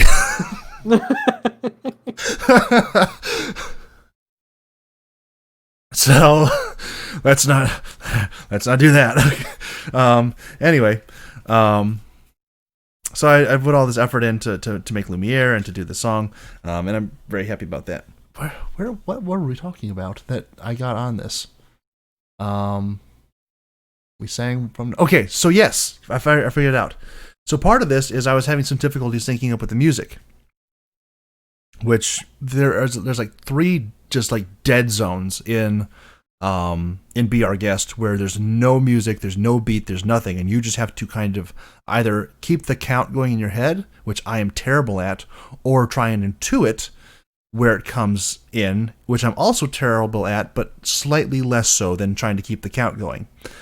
And so that led to a lot of retakes and re-recordings, and my neighbor bang on, or I'm not sure if they weren't banging on the wall, but they were like drilling into the wall. And I'm like, I don't know if this is just what they're doing on their Saturday or if they are trying to come through the wall to kill me. So I'm going to stop singing for now.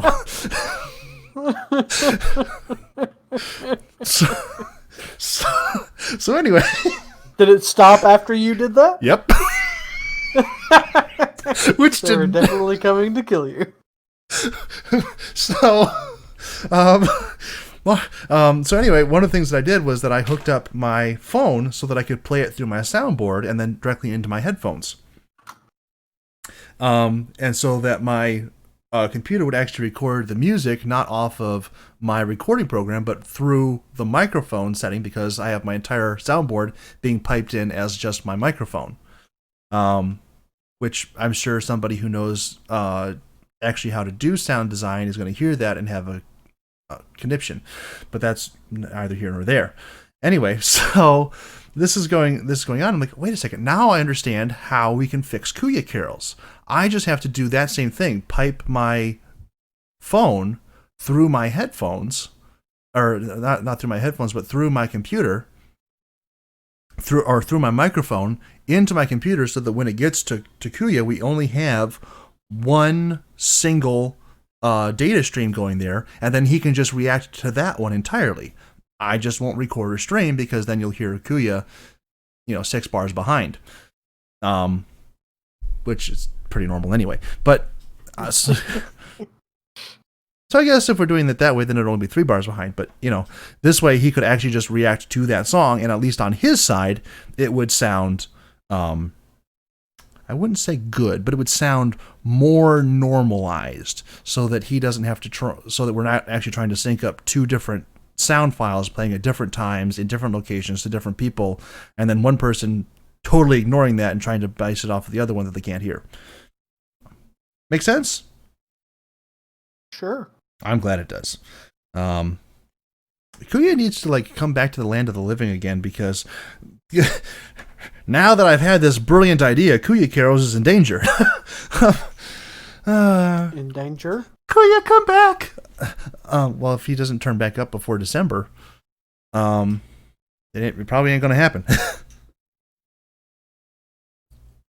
That was a weird thing. So, on the topic of what, Kuya caroling? Kuya caroling. I agree. Kuya, I that's just a weird thing in general, but especially last year, because last year the girl who I was interested in at the time actually tuned in to listen to Kuya carols. Yeah, I know. I tuned in listening to you guys because you sounded better than the guy that was singing at the that one place that I went to, the mall. Oh. Thank you. No, I told you this during the stream. I tried to record a video of him, but as soon as I hit record, he finished a song and then didn't start up another song for another 10 minutes. Which I was appreciative of, Don't get me wrong, but I also wanted to get a video of somebody that was actually worse than Kuya. That takes... And he was in a very open forum. I have to give Kuya a little bit more leeway now. I have discovered 2 additional people who legitimately cannot sing. I was unaware that... Oh, I've known of a lot of... my mentor cannot sing a lick. Mm-hmm. And he was a music pastor at one point. Okay, so one of the people who I know cannot sing is also a music pastor. But he can play every instrument known to man. And yeah, my mentor cannot. Yeah, that's a problem. If you're going to be the music pastor, you have to have at least one. You may not be able to sing, you may not be able to play an instrument, but you got to have at least one. He was music pastor out of necessity, not out of quality. I mean, Actually, no. He did have. He did have. I don't remember if it was a pastor or a friend or somebody that legitimately thought that his singing was good. those are the worst. And they went to a church in Tennessee that has no electricity or anything like that, and so they were going there to sing and to preach and whatnot. Okay. And the guys with all the instruments were in one vehicle, and they were in another. And the guys with all the instruments got lost and didn't make it there. And so he had to sing a cappella, and he sang Amazing Grace a cappella, and he to this day tells you how horrible it was. He himself, he knows he can't sing. And he will tell you how horrible that this experience was for him. It was devastating for him. He remembers it to this day. And the guy that was with him that thinks he can sing is just going for it. And he was singing Amazing Grace because they have no power, they have no internet, so he couldn't look up lyrics or anything like that. He's singing Amazing Grace, and he got to one part. He's like, I didn't know the words, so I started making them up. I mean, in Christendom, that's actually pretty easy to do. You just got to say Jesus this or God that, or you saved me, or hallelujah over and over again. I have, or amen. Yep. There is actually, I don't know if it's a legitimate verse to Amazing Grace. Where it's just amen over and over and over again.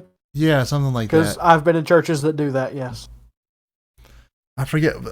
I think it might have been a different word that I've heard, but like it's just the tune to Amazing Grace, but it's like just one word over and over. I'm like, really? This is what we're doing now?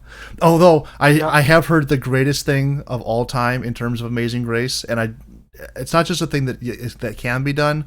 I do know a person, like I could walk up to him, he would know me, I know him, kind of thing. Like, this is not a nebulous person. Actually, this was the missionary who I was with in South Africa. And he told me he was doing the missionary circuit in the United States a couple years ago to get funding to go overseas. And he went to the Southern Church, which was an interesting prospect all its own without this. But they sang unironically in the middle of their service Amazing Grace to the tune of Gilligan's Island theme. Amazing Grace, how sweet the sound that saved a wretch like me. I once was lost, but now am found. Was blind, but now I see. I think I've been to that church, or at least heard them sing. Oh yes, it's a thing, and like it was unironic. They thought this was the greatest thing. Like, they were having church. And he's like, absolutely. I cannot look at the pastor. I can't look at his wife. I can't look at these people. I have to preach in 10 minutes, and I can't even look at these people right now because this is just the most ridiculous thing I've ever encountered in my life. And then they got into the real worship service, and he discovered that he was wrong. Oh my goodness! When I am all for. We've also sang "Man in the Mirror" in our church. Man in the Mirror. Yeah, Michael Jackson song. Okay. I'm talking to the man in the mirror. Okay. I'm asking him to change his ways. Yeah, that song. Okay. And also 521,600 minutes. 525,000 moments to spare. Yeah, they've sang that one as well. These were part of a group of churches that came together to create a super choir that sang this. I've been a part of one of those before. Yeah. We didn't sing those songs. Yeah, so to this day, if you start singing 525,600 minutes around my mother, she will tell you to shut up. Oh, we have a song like that. We have a guy who came to our church years ago. Actually, people can look him up. He is a publicish figure. His name is Mark Condon. He is a singer-songwriter, and he's also a pastor somewhere in Ohio, I think. But his big, there was a period in our group of churches where he was like the big name in music for whatever reason. He's written some good stuff. And the song in particular that I'm about to totally dump on is also a very good, pretty well written song. However, the year that he wrote it, he didn't just come to our church to do like a choir tutorial where we learned the song, but we then saw him the next month at the National Youth Convention where he was the one who did all the music for it. And this being his new song, I am not exaggerating in the slightest when I say that for every one of the 4 sessions a day that we were there, for 4 days, he sang this song at least 3 times. It is not an exaggeration to say that. So by the second day, we're like, is he going to sing it? And we walk in, and he starts saying, you are the obvious. And we're like, holy crap, we've got to... the song lost all meaning so quickly. Great song. I will stand by the song. It is a great song. But when you sing it that many times in that close proximity with that immature an audience, which I was and still am, you have some issues. That's one of those issues. The music pastor of the church I used to go to, his favorites, well, I don't know that it's his favorite song. Actually, I know it's not his favorite song because he loves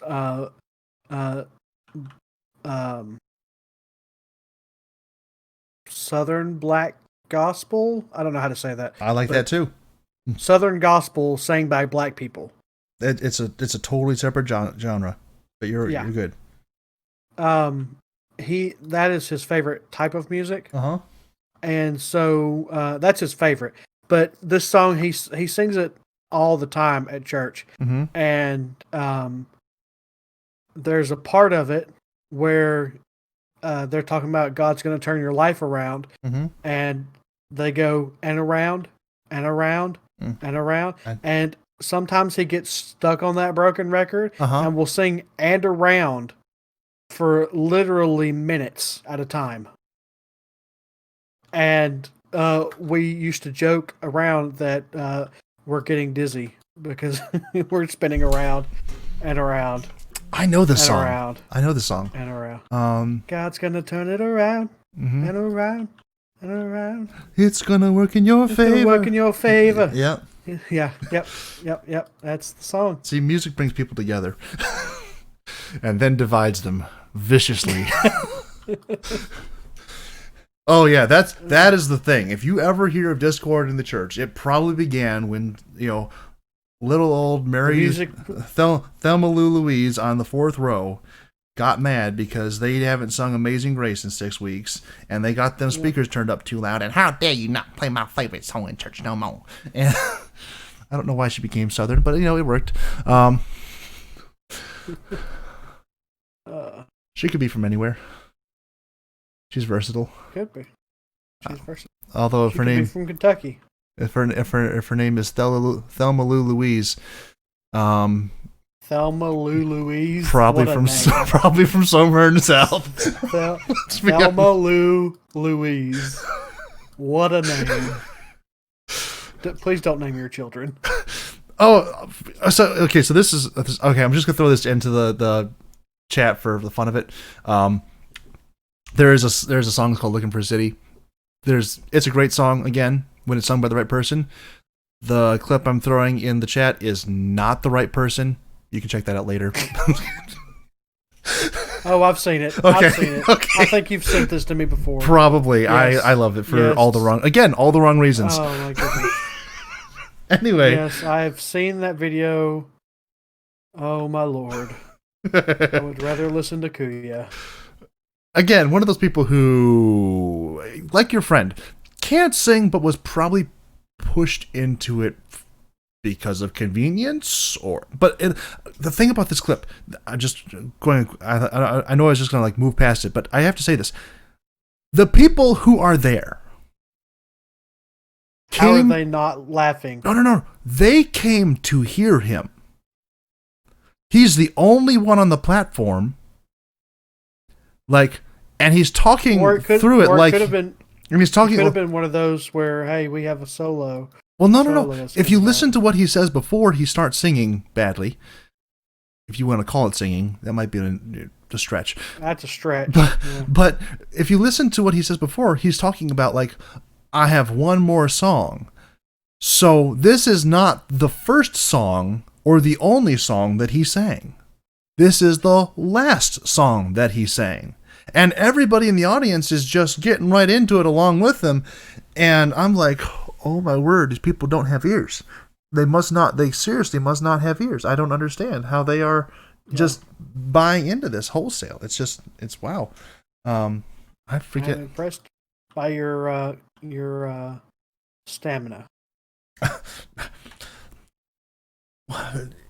It's like one of those things that's like so bad, you just have to, like a train wreck.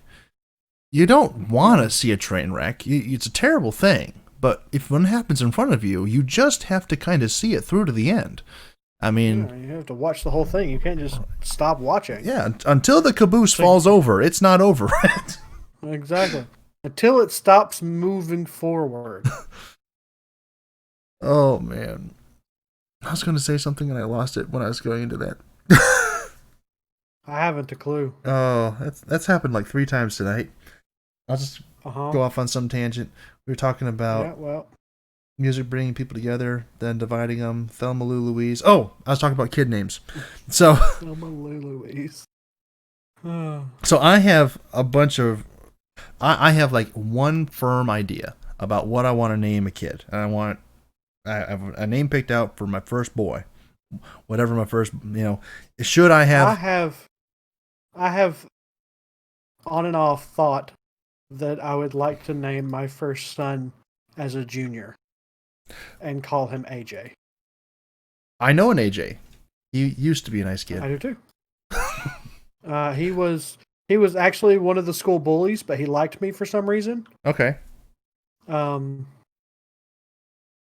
So it's kind of... everybody liked me though. I don't know anybody in high school that didn't like me. I'm gonna leave that go because it's not my story. But anyway, so I actually, strangely enough, weird, I had this name picked out before I knew you, just so you know. I wanted to name my first kid Alexander because there's a bunch of people in my family, the ones that I can actually prove are part of my family, whose name was Alexander, and I think that's a good idea. Speaking of part of your family, have you been able to finally trace back? Nope. You still haven't? Nope. Have you tried? Yep. It is actively vexing me. Oh, that's funny. I want to throw... I have a... I just want to throw something through something and break something. So did you tell your mother that we're related?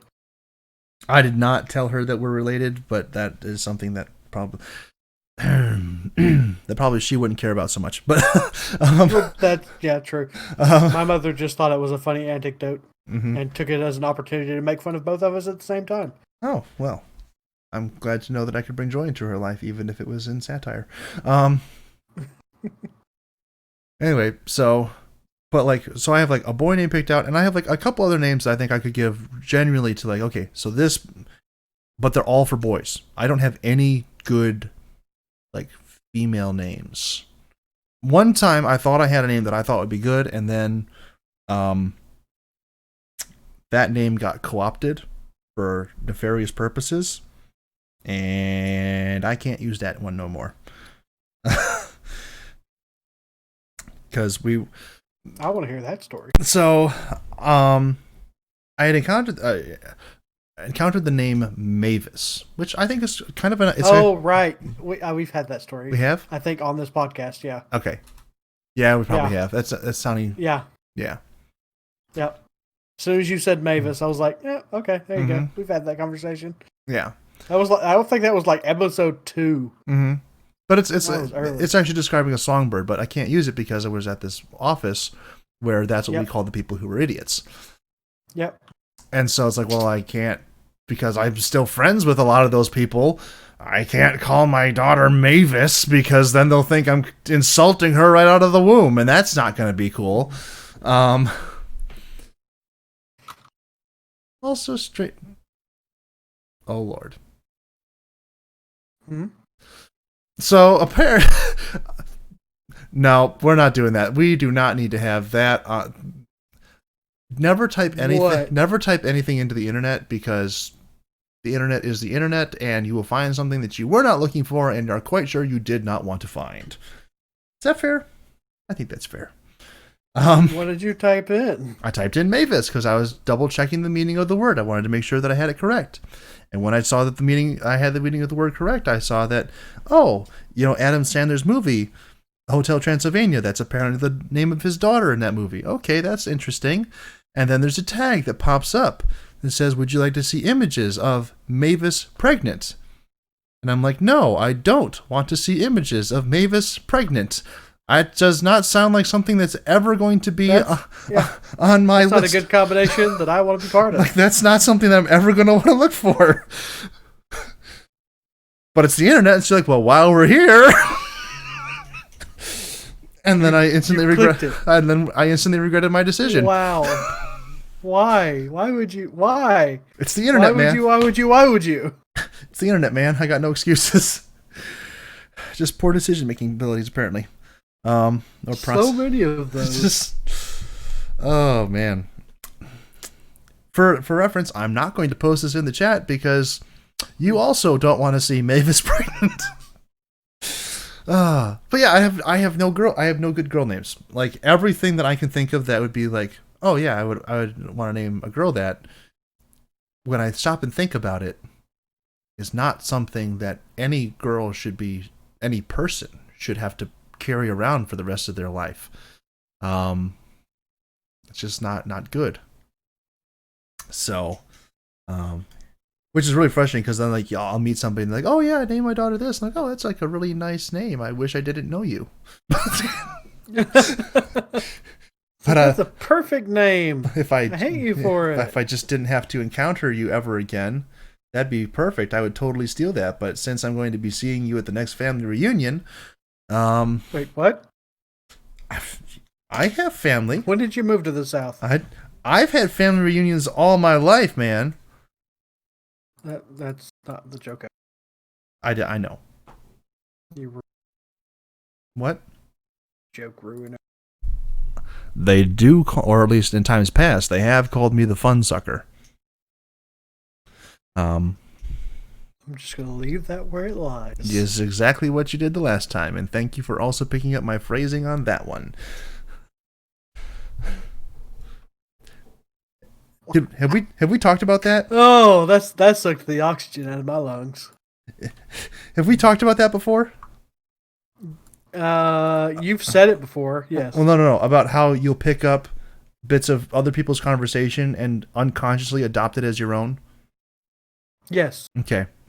I didn't know that was part of it, but that's one. That one's original to me as far as I know. And you're the first person I've ever heard say it back to me. It's probably an indication that we're spending too much time together. What did I say? You'll just leave that where it lies. Oh, yes, that's probably the one that brought it up last time. Maybe. The last time I said it to you, I think you brought it up. It was something. I don't remember what the last one was, but it's always interesting to hear your own catchphrases, as it were, repeated back to you. I'm really glad. I say hello hole all the time. In fact, I now have a hello hole emote that I created.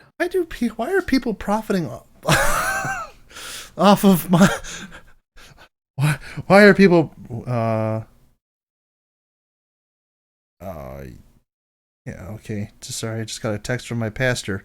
Yeah.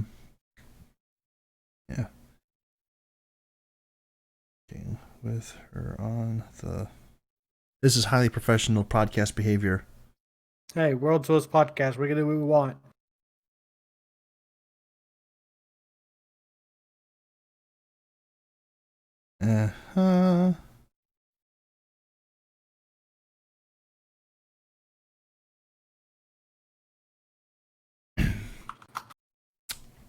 We'll see how that goes.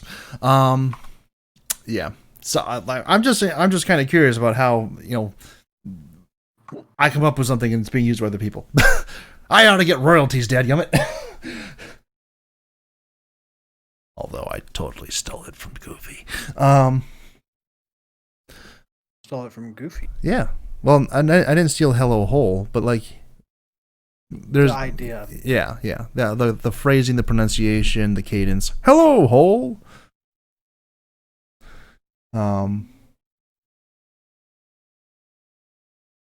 Really weird. My pastor just texted me that my roommate's wife texted him asking if my roommate was home, and she was worried about him, and my roommate is currently in his room singing to his wife on the phone. Do you know for a fact that it's her that he's singing to? Don't know, and that's gonna be. I don't know. I didn't ask. Remember, I put a sign on my door that said, "Please don't come in." Is that what it says? Please don't come in. No, it's legitimately like a do not disturb sign from a hotel. Oh, yeah. Sock on the door, as it were. No, it's just it's a straight up do not disturb sign that I'm hanging on the door. I was making a joke. I understand what your joke was. I was trying to move past it. It didn't work. So yeah, I'm just kind of flabbergasted about the whole Hello Hole thing. Maybe you should stick around more and people would stop stealing your stuff. Apparently that's not. Apparently people need me to stick around so they can steal more of my stuff. Because I'm kind of surprised that I don't feel the love never caught on, because that was something I used to say a lot. That was like something I was actively trying to turn into a catchphrase, and then that apparently did not catch on. So the rule of YouTube rings true. Rule of YouTube is whatever video you spend the most time on and are the most proud of will get the least amount of views. And the video that you spend the least amount of time on and are regretting that you uploaded in the first place is automatically going to go viral. If ever a video does, which it probably won't. But if it does, it'll be the one that you spent the least amount of time on and are always like one rational moment away from just deleting off your channel. Which is why I don't delete anything. Because someday someone's going to find my Monster Hunter karaoke video and be like, this is the greatest thing on the internet today. And I'm going to be like, oh God, if ever there was a time to not be famous, this is it.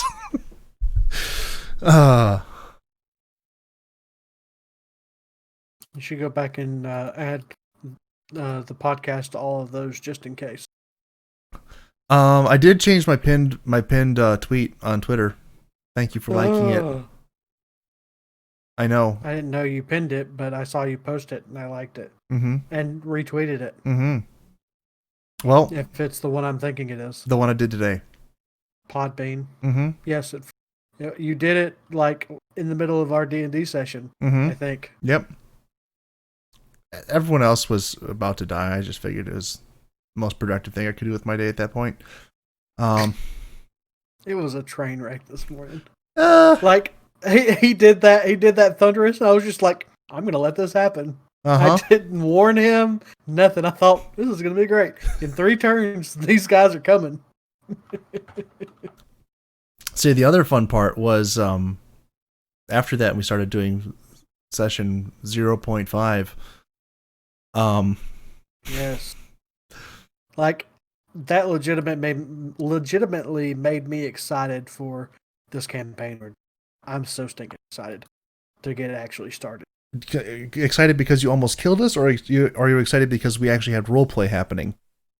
The roleplay was nice, but I just want to get into this campaign so much. So Sunday's campaign is fun, but it's stressful. I mean, not really. It's stressful in a good way, but like I did prep this week because after I canceled the session, I did prep because I forgot that I had canceled the session. And just trying to come up with things that make sense is a difficult task. Especially when you don't know all the things. Right. Like if I had if I had memorized every bit of D&D lore and all that already, then it would probably come a lot easier. I could be like, oh, I could use this monster in this instance. I could use this magical item for this and all that stuff.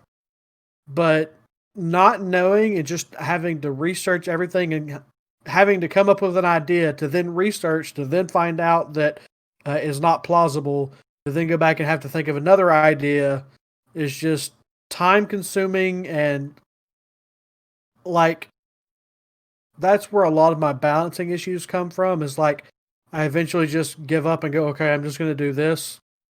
Whereas what we're doing now is More structured.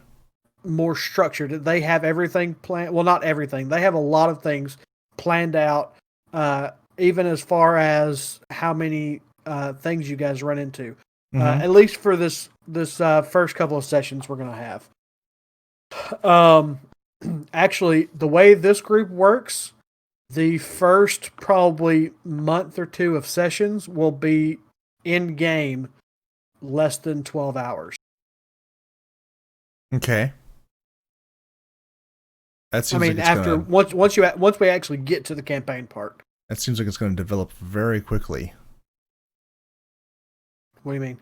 If it's in game less than 12 hours, that's like people are just screaming through this thing. Interesting. I'm confused. Well, what do you mean? Okay, so if it's less than 12 hours of in-game time, correct? Yes. It's going to span multiple sessions. Yes. Like,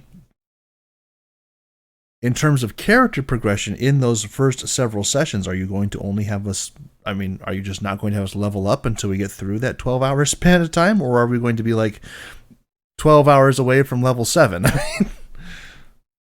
No. No, you're not 12 hours away from level 7. No. Okay. So I'm doing it. The way I'm doing XP is mostly encounters. So whenever you have an encounter, whatever you fight, you get the XP from those minions or those monsters. Right. And I've already got a spreadsheet set up, so all I've got to do is input the XP for the monsters. It automatically divides it up, and I'll tell you guys at the end of the session how much XP you have and how close you are to the next level. Okay. But I'm also going to do XP. I'm going to reward XP based on role play. If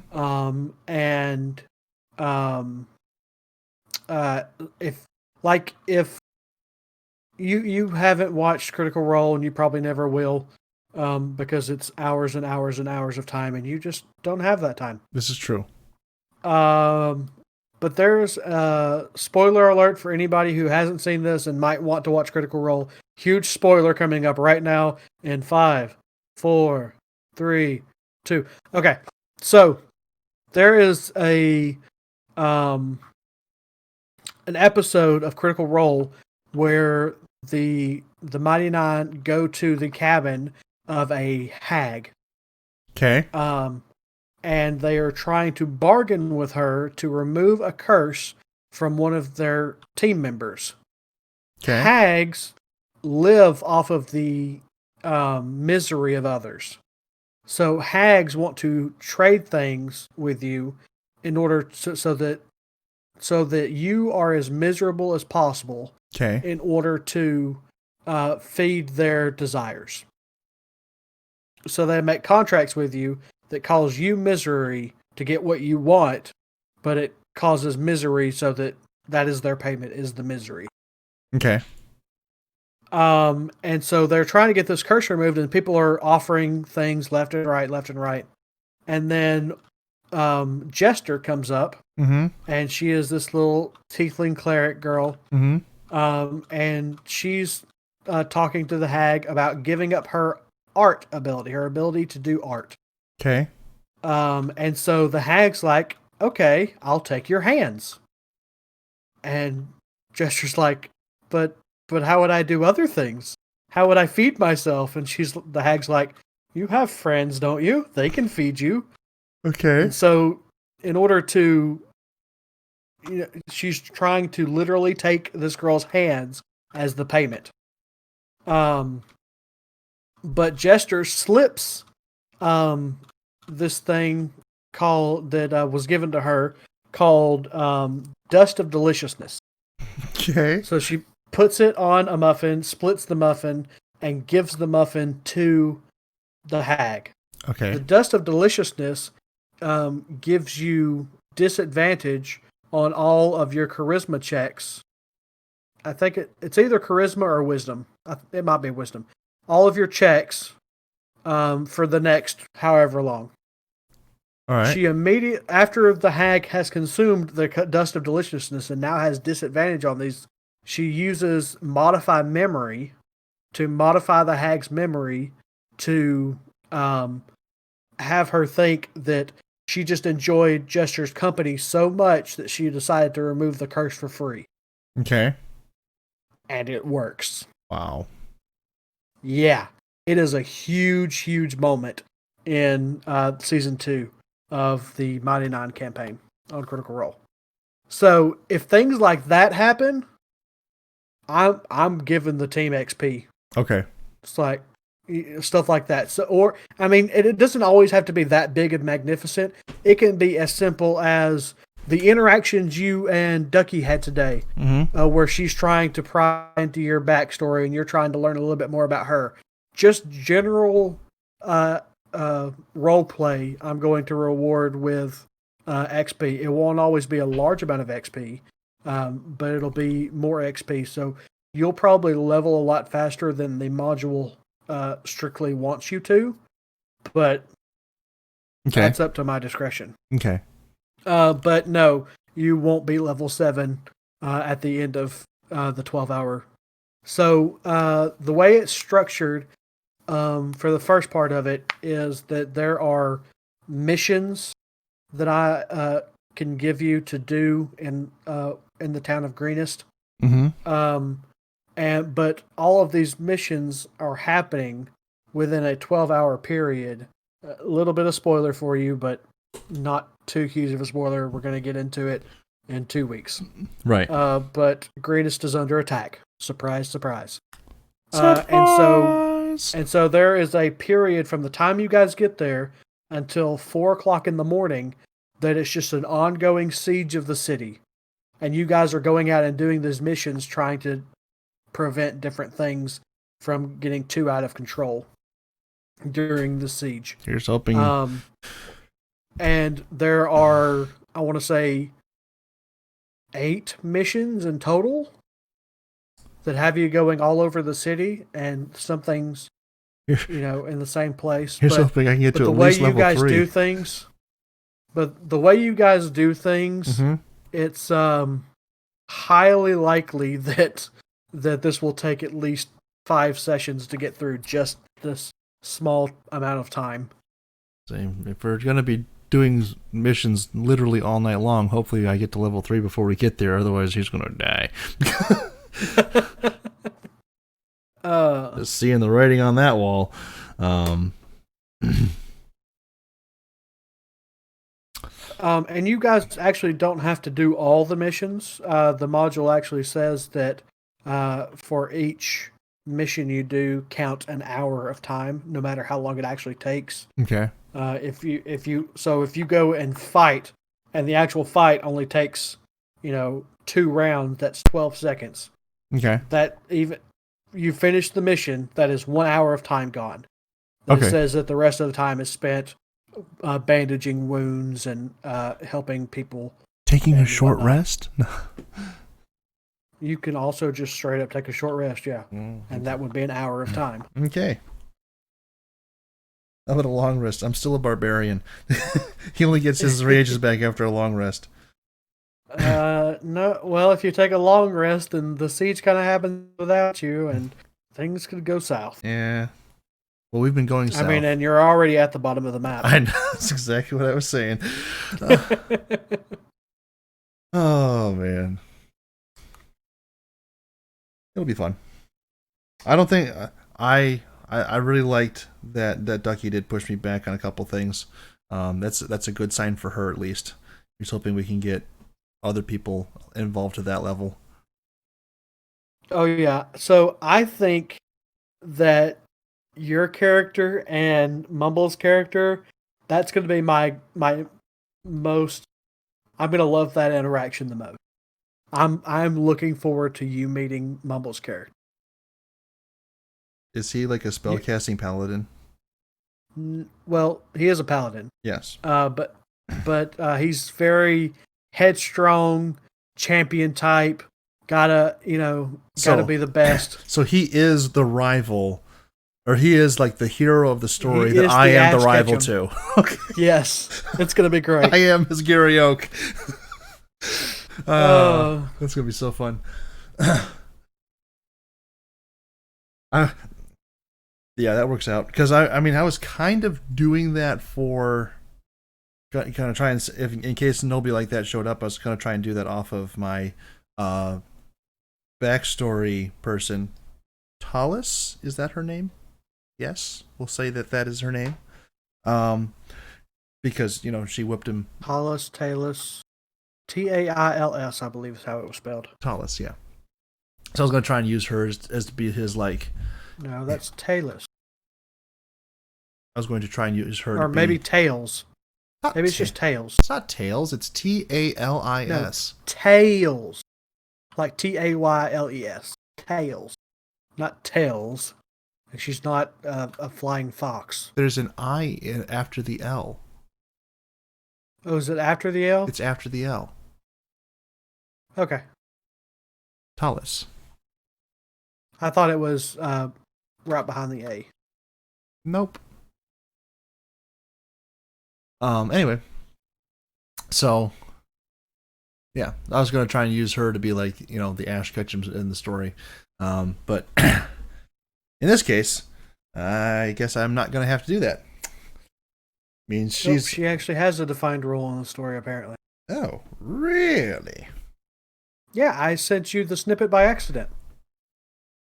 I don't know how she comes into play or anything like that, but okay, that is pulled from the module. Okay. I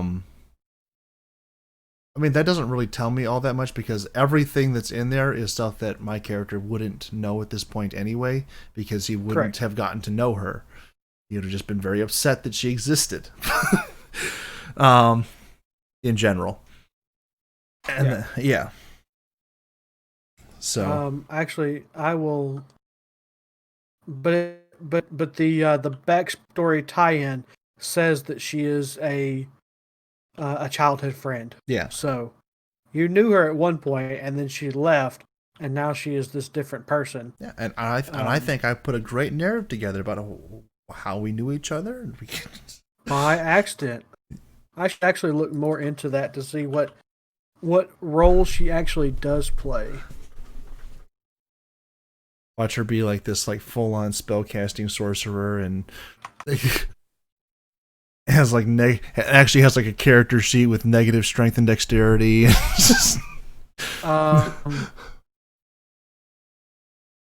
You can't tell me that that's not a very high probability actually, at this point. I may.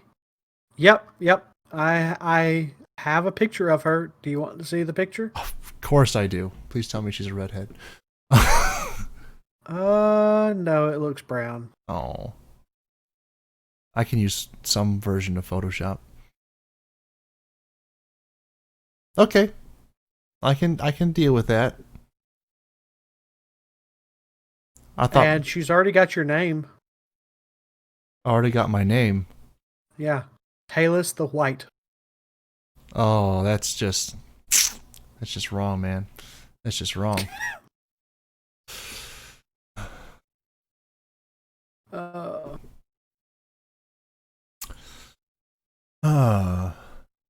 But yeah, I've got to. Looks like I have a lot of research here to do. So I'm thinking about this. I think because you had said before, I don't know if you said it on the podcast or not. I think you did. You had said before that you were not really looking to do any more DMing past. I mean, for other people aside from like a lifelong friends kind of thing. other than what's currently going on with the Mavericks. Yeah. And then like once the Mavericks is done, you're kind of back out of that. I think that part of your issue with that, just my inference from the conversation we just had, may be simply based around that lack of structure, because that one is totally homebrew. Yeah. And that means that there is no real structure. It just happens. Like, we're in the middle of pursuing people. Okay, well, let's teleport to the southern desert on the complete opposite end of everything. Yep. That sounds like a good idea. You can't plan for that in a structured narrative. That doesn't happen, just because the things that they're looking for are there. So perhaps you're just better at doing ones that are like prefabricated. Well, the reason I have the group I have is because, like Micro said the other night, I don't know if you were there for that, but 5E is apparently has been done to death, whatever that means. And so the reason that they're enjoying this is because it's something they've never done before. They don't know what to expect each week. Okay. Whereas they've done these modules over and over and over again. Okay. That's kind of interesting because, again... Which is also why on Thursday nights when Bramble does the Margrave, everybody's so into it because it's not standard 5e D&D stuff. It's written by the Cobalt Express, and so it's got so much more material in it that everybody hasn't been exposed to already. Mm-hmm. Is that something that's going to be fixed with the upcoming book? Will there be more modules and things that are released after Tasha's Cauldron? They're always releasing more modules. Okay. They just released Icewind Dale last Tuesday. Okay. Which I already have. I'm sure. So you can actually go look at it if you want to. I'm sure you but just it's have like a a subscription campaign service. for like levels 1 to 6. Okay. I really wish there was more high level material. Because I really enjoy the high level. I enjoy having access to everything. Like, I'm okay with the building up of it, but the building up that I've been a part of right now usually ends around level 10 or 11. It's like, I want to build all the way up to, if I want to do a campaign, I want to go from 1 to 20. And if I can't do that, then I want to do high level play so that I have access to because going from 1 to 5 over and over again. Sucked. Yeah. Like the fun stuff doesn't even come out until you're like, at least level 3. Yeah. As I found out, as he got downed by 2 arrows. Like, I think that encounter would have been a much more manageable encounter had they been armed with melee weapons. They were armed with melee weapons. Exclusively melee weapons? They're goblins. Okay. They're 1/4 creatures. Yeah. So... And when you type that into the encounter calculator, what did it tell you it was? Hey, a deadly encounter it's fine. It's fine. If you had been a party of 4, it would have been less than deadly. But you were a party of 2. Mm-hmm. And it was just 2 goblins. And it very nearly was deadly.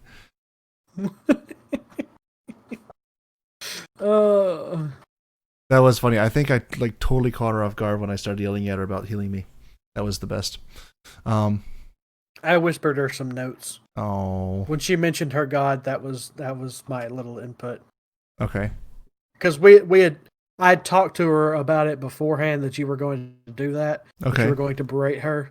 Okay. And so I was trying to prepare her for it. Mm-hmm. And then she just when you started, she got a little flabbergasted. Mm-hmm. And I was like, come on, remember what we talked about, mention your god. And because I had talked to you before about if it had been divine healing, would it have been more?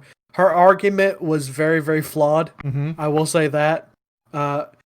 because you were like, I don't care that your power comes from your god. Yeah. I'm more focused on this, and then she kept. So Yeah.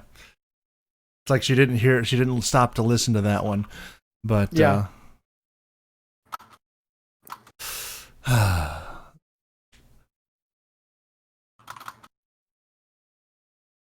It's almost like he needs to have an encounter. Well, I mean, that's getting like deep into roleplay several months down the line here, but he needs to have like an encounter with the idea behind kind of a combination of whatever does not kill you makes you stronger, because he's already a really big fan of that one, but that sometimes you must kind of like discretion is the better part of valor, some combination of there. Sometimes you must exercise discretion so that you may retreat and become stronger to come back and try again, and that is just not in his vocabulary right now. So yeah. And I like him already as a character. I'm kind of disappointed that where I'm not going to be able to throw him against Kuya, because I think that would be hilarious. But that's also because I'm a terrible person, which is already well established. Right? Absolutely. It's on your Twitter profile. It is on my Twitter profile. This is great continuity, actually. Talking about my Twitter profile, we are now the World's Worst podcast, and I am probably the worst person ever, according to my Twitter profile. So, and I don't know what my Twitter profile says, if anything. I'm sure. Take a look. I'm sure it says something. What? I'm not sure, but I used to put something like I'm just a crazy guy trying to make it in this world, or something like that. It's a PayPal link. It's just a PayPal link. Oh, and my extra life that I don't have anymore. Yeah. Give me money. Do it. Do it. Oh, man. Oh, that reminds me. I need to finish emailing that guy about making some character art. Well, not really character art, background art, face art, whatever. I don't know what you even call this thing. We had this conversation 2 weeks ago. I did find somebody who I think I may contact about making a new avatar for my personal identification, but he and I have not yet had that conversation. I have a draft in my email, which I have not sent to him. Yep. Life is complicated.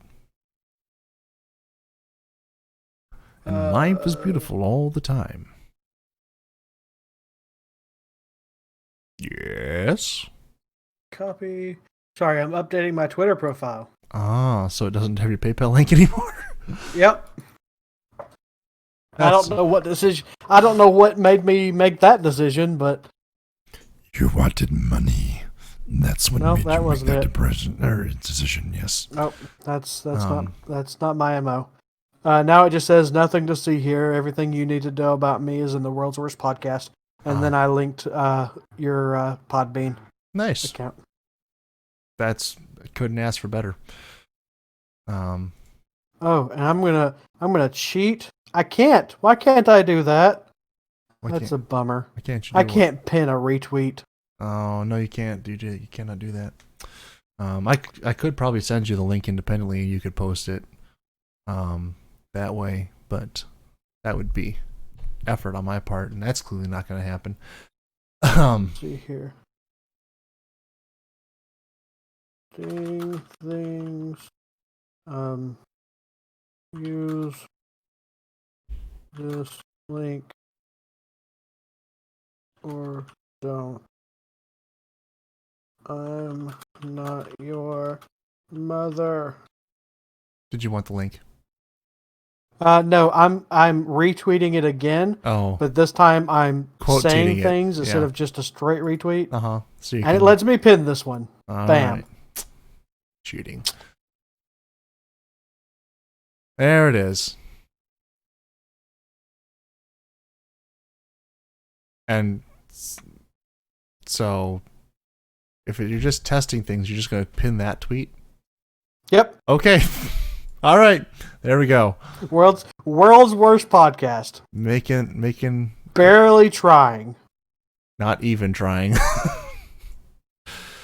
This is what we've come to. That's what we always come to.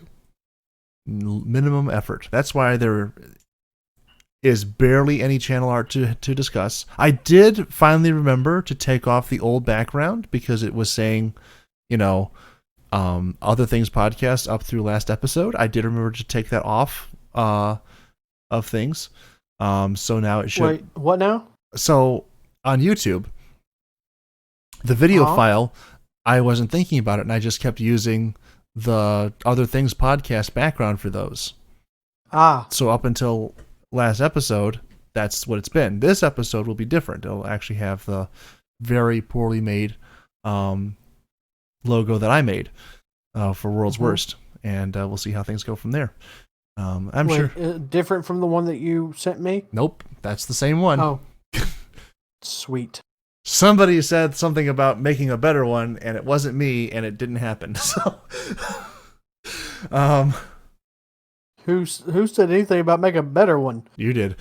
I don't believe that for 1 second. All right, we're gonna have to jog your memory or something. I believe it was mentioned, but I don't care. Again, low effort, minimum effort. I'm a big fan of minimum effort. Oh, you said you'll have an updated pic soon. So you were saying that you were going to change your background. Yes. Okay. Well, that's okay. It's very easy to change. Yeah. Super so easy. Yeah, as soon as and he's actually been MIA for the past 2 weeks, and I actually he streamed for the first time in 2 weeks last night, and I caught some of it and found out the reason why he has been MIA. He bought an Oculus Rift, and he has been learning how to animate in VR. Okay. Wow. And he's been too obsessed with that to do anything else. That's fair, I guess. He said, "I promise, I'm working on your commission." It's like, sure you are, pal. Once every blue moon. Oh, okay. But I've already told him several times, I'm not in any hurry. I'm not either, because it's going to involve more work on my part. It's going to look awesome, though. Have I shown you the most recent iteration? Iteration? I think the last one I saw was just the line art. That's still just line art. Okay. I will post it for you again. Again, this is not going in the in the intermediary because it's not complete and you can't see it yet. So it's the proper unveiling at the proper time. Precisely. Precisely. And where did I put it? Oh, there it is. Well, you were just almost hunting wabbits there. What? Your voice just kind of went really much into Elmer Fudd there for just a second, and I was enjoying that. Yeah, this is the last one I saw. Yeah. What's up with your feet? He's not done with them. Okay. He's been and after this one or during this one, he was working on the legs. He couldn't get the legs right. Right. And so occasionally he would go and do some of the feet, and then he'd go back to the legs, and then he'd go back and do some of the feet, and then he'd go back to the legs, and then he'd erase things, and yeah. Yeah. So earlier in this one is where he got the hat right. Gotcha. And he also redid the beard, so it's more crazy and less tame. Gotcha. So yeah, he was working on the legs, trying to get the angles right, and he doesn't like the stance because it doesn't look like it looks like his upper torso is turning too much compared to his legs. Okay. So he was trying to get that angle right, and he wasn't happy with it. But he also wasn't happy that I told him I wanted it to be wearing flip-flops. I'm sure he wasn't happy about that. He was like, "You want your nasty feet on this picture?" I was like, "Yes." He was joking with me. I mean, you could have sent him reference pictures. But yeah, he was talking about having to draw my nasty toes and all this stuff. So that's what's wrong with my feet. They're not done. Okay. Because he did kind of have a generic shoe outline at first. Mm-hmm. And I was like, you know what? I always wear flip-flops. Make him have flip-flops. It's supposed to be me. And he was like, okay, you want your crusty toes on here. That's fine. Yeah. But let's see. That picture I screenshot after he did it, and that was August 28th. Oh. It's been a while. So that, it's been 3 weeks. 3 weeks and a day since he's worked on it on stream. He may be working on it off stream, so I don't have those updates. So I don't know. We'll see. We shall see. It's kind of the Simba.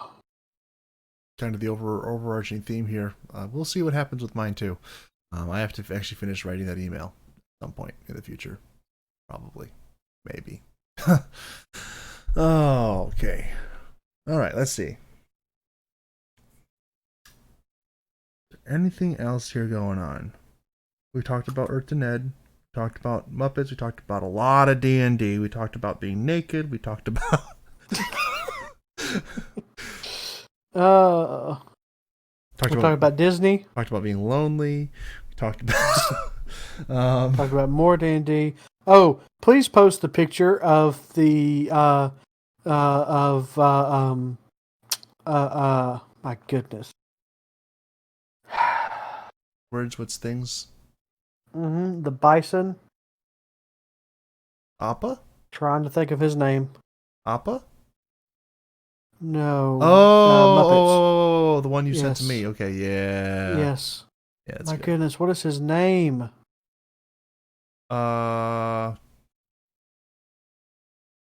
a great question. My goodness.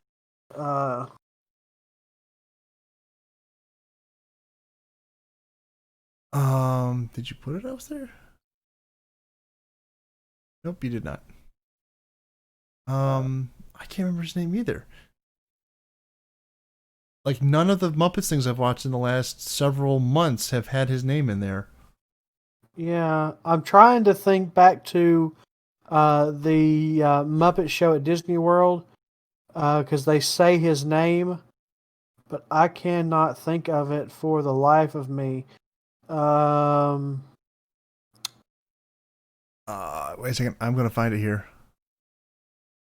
His name is Sweetums.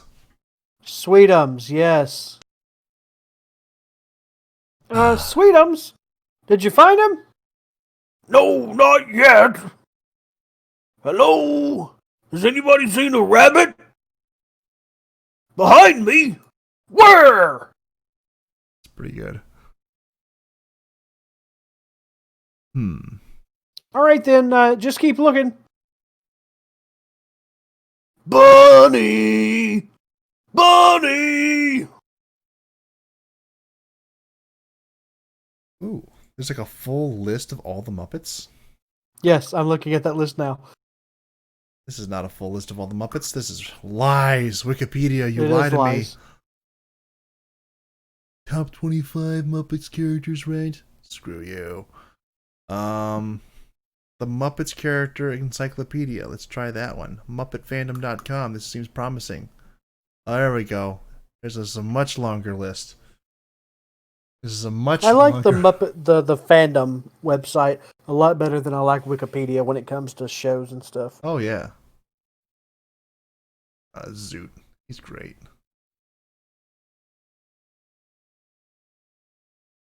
But yeah, I found that just scrolling through Reddit. Apparently, it's a deep fake of Sweetums on the face of a buffalo. Okay. And I found it, and I was just like, yes, please, I need more of this. I would love to see Kermit the Frog's face on an actual frog. This is the Miss Piggy's face on an actual pig. This is the premium content that we subscribe to the internet for. Precisely. Oh man. Fozzie Bear's head on top of a grizzly. Yeah. That deepfake technology is really scary when you start to think about it. Yeah. You're not wrong. Like, I know there's already been multiple lawsuits that have been generated because of it. Yeah. So, the tech channel that I watch, Linus Tech Tips. Everybody watches Linus Tech Tips except for me. Yeah, except for you. That's why I prefaced it with that. They actually did an entire video where they used deepfake without telling you that they were using deepfake. But those that actually watched the show could definitely tell that it wasn't actually Linus. Right. But then they did another video shortly after that explaining how they did that video and revealing that, oh, this is a deepfake for that 10% of you that didn't realize it. Mm-hmm. But it was really cool watching it. But yeah, you could definitely tell that all the mannerisms weren't there. Yeah, that's the thing that you cannot deepfake. You can't, like, you might be able to make a 100 or at least like a 95% convincing deepfake if you had someone who had actually like studied the person and was able to like recreate their mannerisms in a convincing enough manner. But so far, no one's really been able to pull that off. Yeah, it's like that. Like the first or second, I think it was the second X-Men movie where Mystique is taken over for one of the people, and they're like, "Look at these pictures." Oh, no. I'm thinking of Stargate.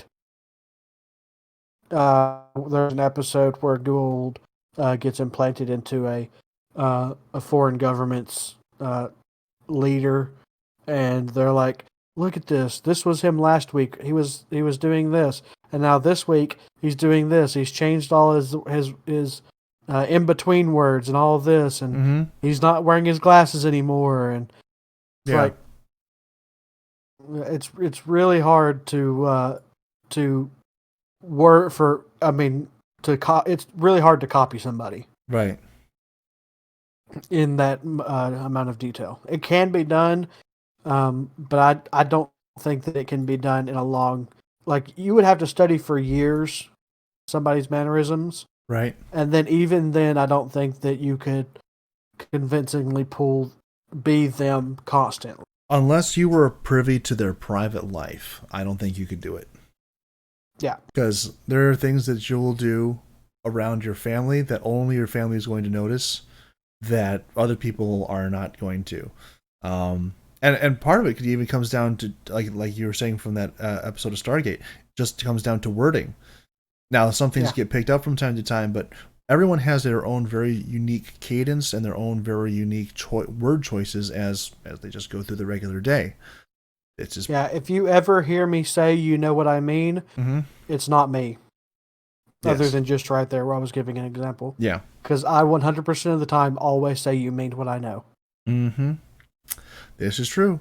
And there's things that I say that some of them I'm aware of and other things I'm not. The one thing that you can always tell that it is or is not me is if you hear me say something to the effect, if you hear me use the same word in very close proximity to itself.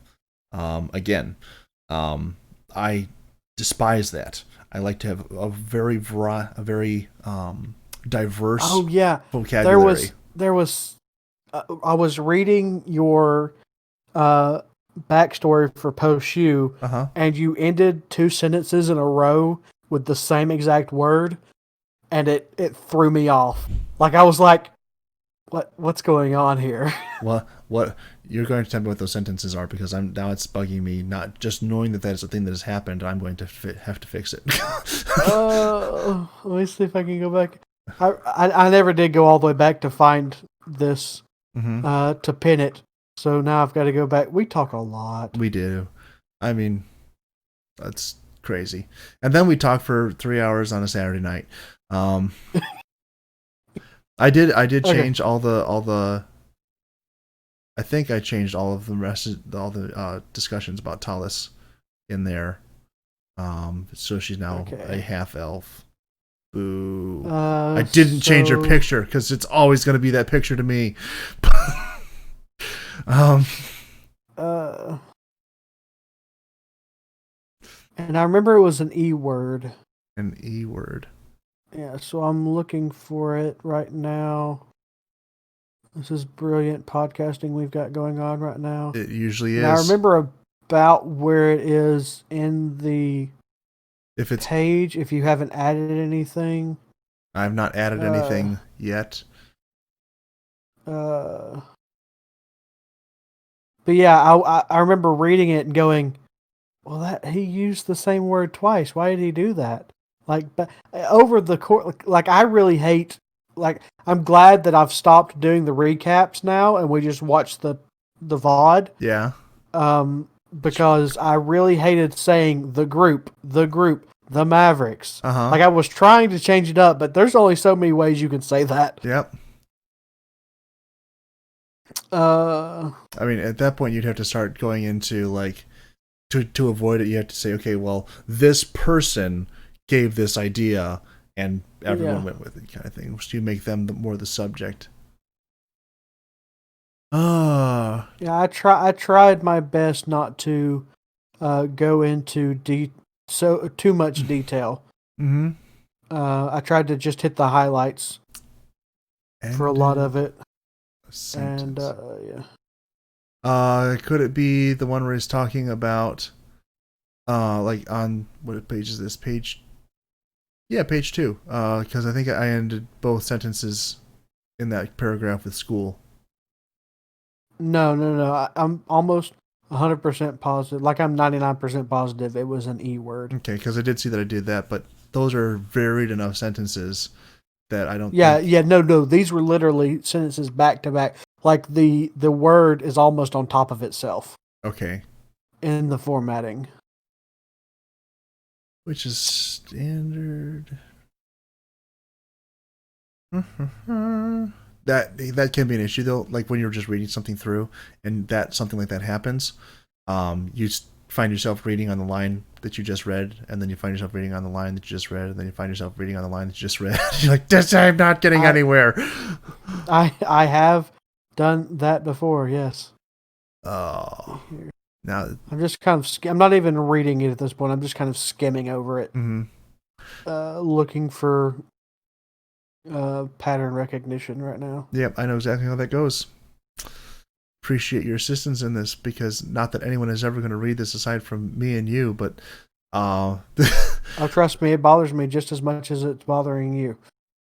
It's just that it was in the middle of me doing other things, and I don't have access to change anything.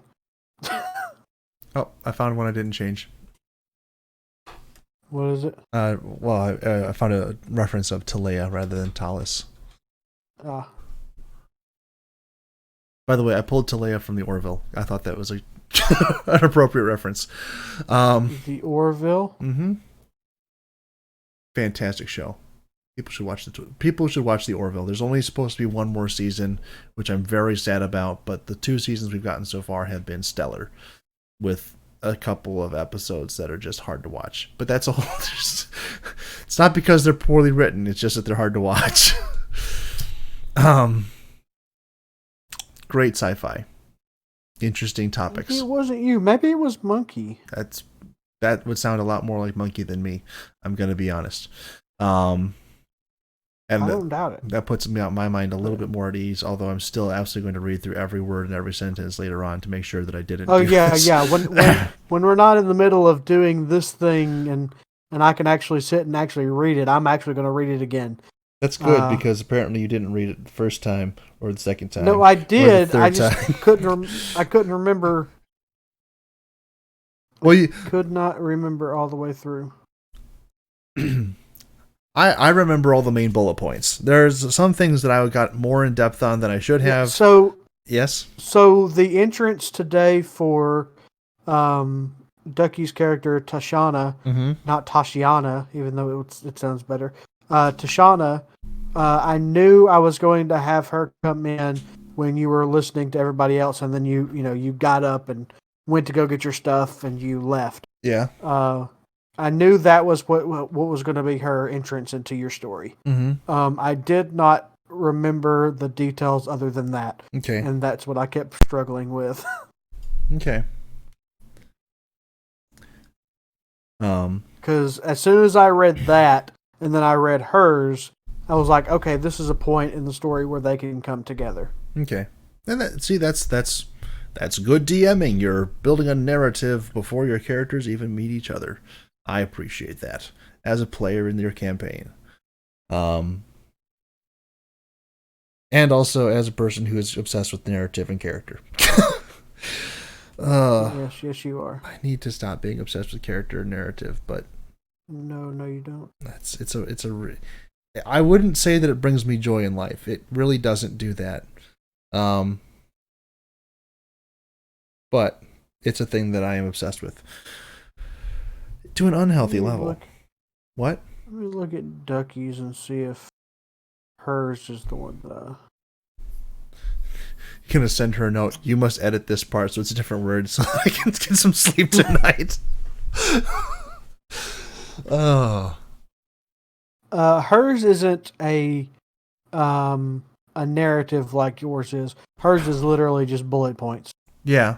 I mean, and that's fair. I am quite certain the majority, we've talked about this, I'm quite sure the majority of people who play D&D in any capacity whatsoever are not going to build a crafted narrative of this person, of their character's early life, their family connections. They're certainly not going to give a detailed account of a particular life-shaping moment, a core memory, if we will, go by the Pixar definitions. Yeah, we're not going to give a detailed accounting of that, but I will because I have fun with that. Because I'm weird. Precisely. Mm-hmm. Yeah, and I do to an extent. I do to the extent of some stories or some characters that I make. But like I said, the campaigns that I play in are not very RP focused, which I did actually get to do a little bit of RP this last Thursday, and it was fun. So if you haven't watched the VOD, we get to a place where we have 3 days before the next thing is going to happen. So we have 3 days to kill with whatever we want to do. And instead of just skipping those 3 days, I took it upon myself that, no, we're going to do something for these 3 days. Mm-hmm. The rest of the party didn't really do anything. But day one, I was literally traipsing around the entire map. And they were like, Vincho, you okay? I'm like, I've got to do something. My character is a battle-focused maniac. He wants to be in battle all the time. That is his character. If he's not battling, he's hunting. If he's not hunting, he's sleeping. It's like that is his character. Mm-hmm. So he's traipsing around the camp with nothing to do, and he's practicing with his swords. He gets tired of doing that. He goes to go and do something and realizes he doesn't have the skill to do it, so he gives up on that and goes and does another thing. And then eventually he's just like, all right, somebody spar me. Yeah. And they're like, no. And he's like, come on, I'll go easy on you. And they're like, no. And then eventually somebody goes, okay, how about this? Let's go hunting. And he's like, okay, let's go hunting. And they're like, hunting for undead? And I was like, hey, if we find undead, that's a successful hunt. Right. And so we actually ended up doing other things other than that. And instead of actually hunting. We came across an encampment or whatever. But just the this is what my character would do. He is antsy. He doesn't like sitting and waiting. He wants to be out and doing. And so he got us into some good shenanigans this past Thursday. And the entire time, the DM Bramble was just like, you guys could have just had a relaxing 3 days and we could have moved on with the story. But here you are, almost dying to a vampire. Yep, that's pretty fair. I mean, speaking of moving on to other things and going back to the things, I just remembered that we started a topic 2.5 hours ago 3 hours ago that I was just like, hey, wait a second. We're coming back to there's a spot here to come back to this on, because we were talking, a little bit about this roleplay DM kind of thing, and I was talking about how, like 3 hours ago, I was talking about, hey, my pastor is, totally against Dungeons and Dragons. We haven't had that conversation yet, and the reason that was pertinent was because I am kind of getting pushed to run a D&D campaign at this church, and I'm like, that doesn't seem like something but it's a Star Wars campaign, so it's totally different. I told you last week about the 5e that's already been converted. Yeah, and I'm going to use that as a resource. But it's like, really? This and that appears to be like totally on the up and up, and I'm like, it's the exact same game. We're just calling different things different things. Yep. But it's like when I used to play Magic the Gathering, my parents were 100% against it, literally because it's called Magic the Gathering. Oh, there's a roller coaster park in Sandusky, Ohio that I've gone to multiple times. It's called Cedar Point, and there were people at our church who would not ride one of the rides there because it was called the Demon Drop. Oh, that sounds about right. And I'm like, what? Like, I'm a religious person, but there's a limit, folks. I was this is back when I was still in high school and living with my parents. Well, obviously I was not. But they would, like, there was one point where my dad was like, well, I think I had some of the cards and I'd been playing, and my dad was like, those cards are of the devil or whatever. And I was like, no, they're not. They're just cards. It's like, I'm not summoning anything. I'm not doing anything. I was like, these cards are literally no different than the rook cards you are playing with right now. The only difference is this game is different than that game. It's just a card game. He was like, oh, really? What do your cards say? It's like, my cards have instructions on them of how to use the card. It's like, each card in this game has a different set of instructions, whereas that game, all of the cards have the same instruction. It's like, it's just, my cards have the rules written on them. Yeah. That is the only difference between my game and your game. Yep. I agree. Yeah. But yeah, they probably threw away about $500 worth of cards. So I never got into Magic, not because of any religious reasons. I did get into Yu-Gi-Oh!, which a bunch of people got mad at me about anyway. And I still have all my cards from that. But I mean, finding someone to play with is impossible. Oh yeah, I bet. I had one guy who I was able to play with, and we would play like about once a week, and my shining achievement was he said, hey, these are like the official rules, can we just like throw these out for one game? I'm like, sure, not really realizing what he was doing. And he put all 3 of the legendary beasts in there, which if you were into Yu-Gi-Oh! At all, you know what that means. The rest of you don't. Ha! Screw you. You can find that out on your own if you're interested. I watched the TV show. Yeah.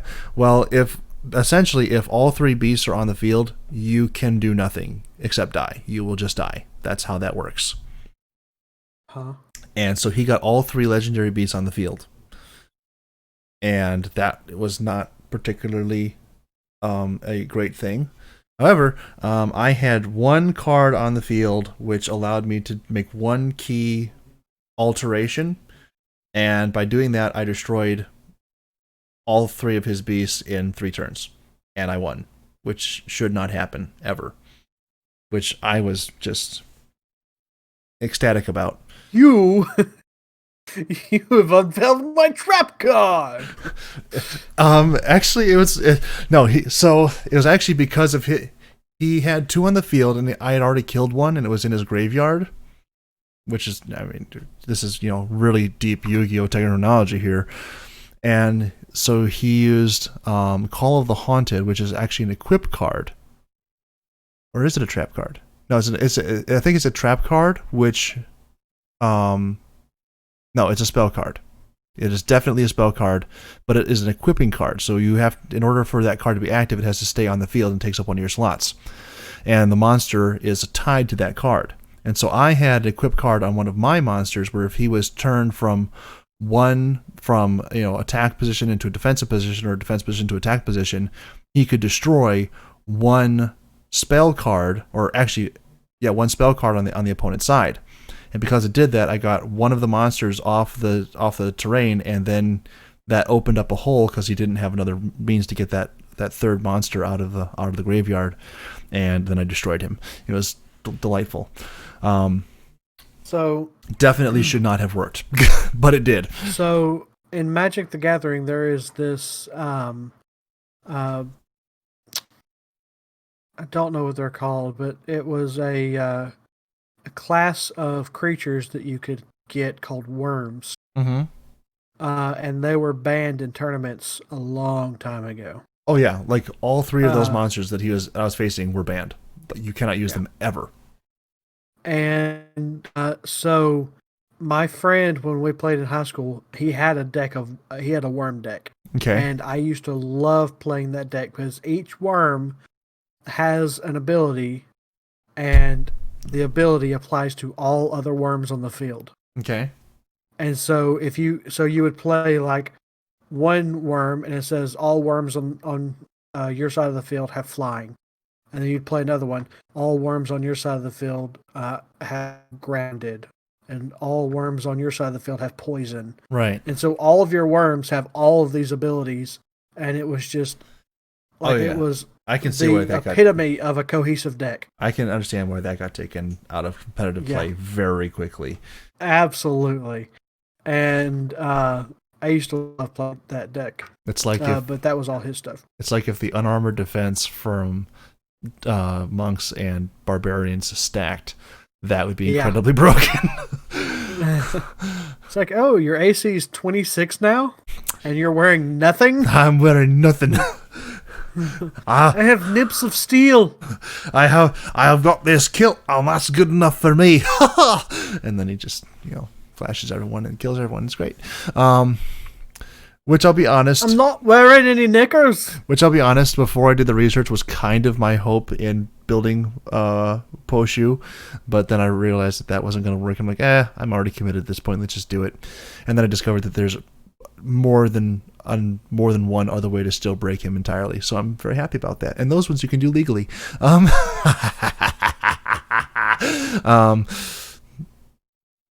Yes. I'm sorry, I'm still on your paper. You're still what? Because Mucky never sent me anything, so it wasn't him. Okay. Ducky's was very short, so I eliminated her as a suspect. So it's got to be yours.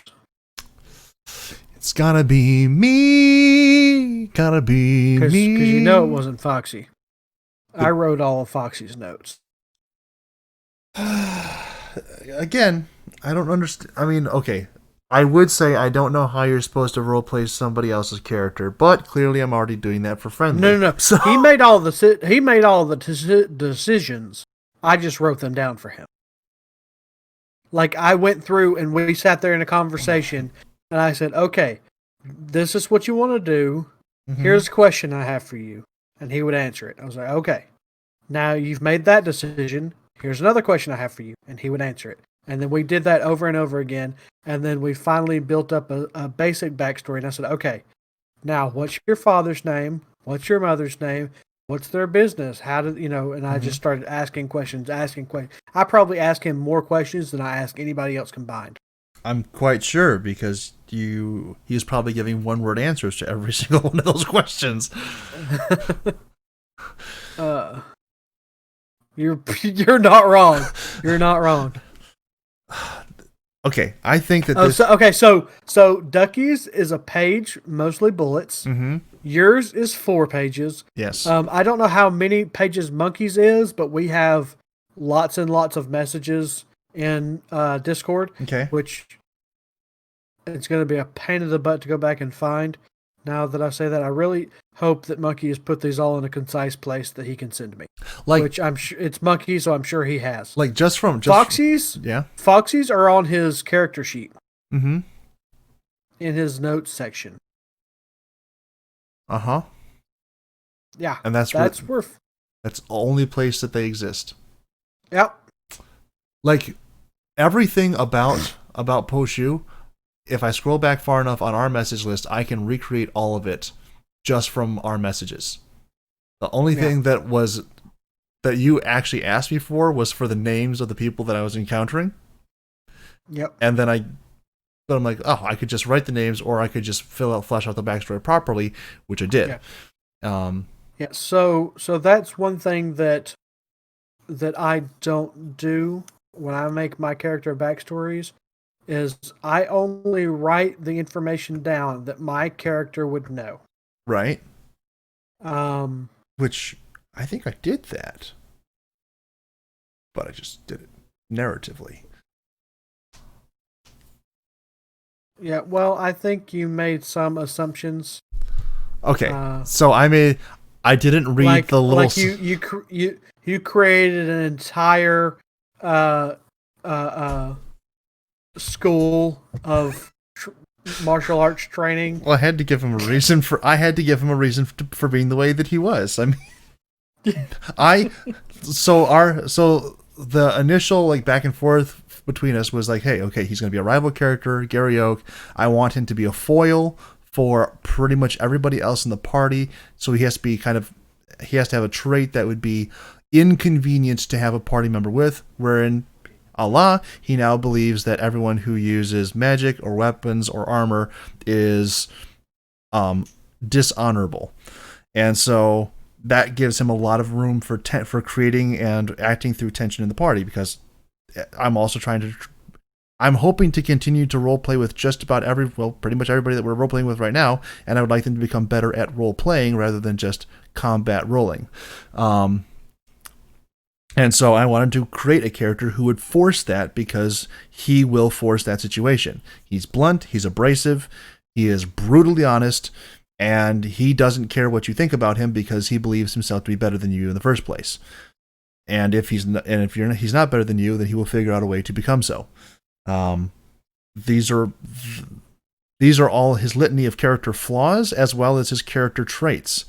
They are kind of inseparable at the moment. So, when you were looking at the character flaws for your character, did you just select all? No. I specifically selected, because some of them didn't make any sense. So well, he's a heavy drinker. No, he's not. Although I am toying about when he goes into monk to give him drunken master, because I do really like that subclass. Eventually, but there's just so many benefits to that one. It's really unfair. One of the many things that's unfair, but all these kind of come together. So I had the basic framework. So I'm like, okay, he is a barbarian. I wanted to multiclass into a monk. I have to give him a reason for doing that. I have to give him a reason for not being a monk already. And then everything else just kind of flowed from there. Filling out the character sheet was the last thing that happened.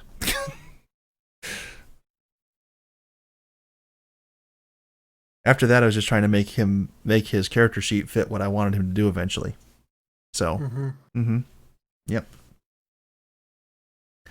And you can say that it's a bad decision or a bad way of going about it, but I'm having fun, and I expect I will continue to do so.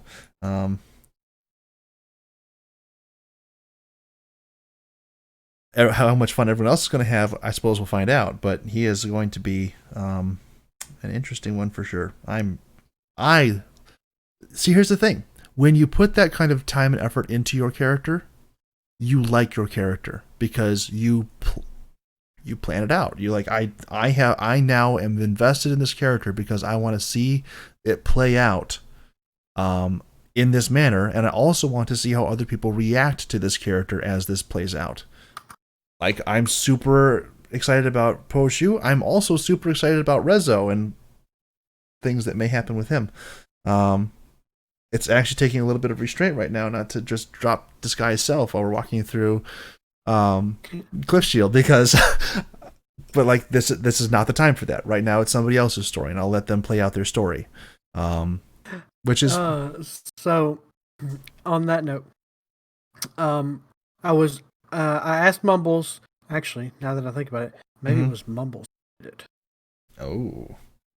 So, I asked Mumbles, once he got his character underway and he figured out what he wanted to do, I asked him a bunch of questions, and I said, figure these out when you want to. And he basically just threw my questions out the window a little bit. Because I said, what city are you from?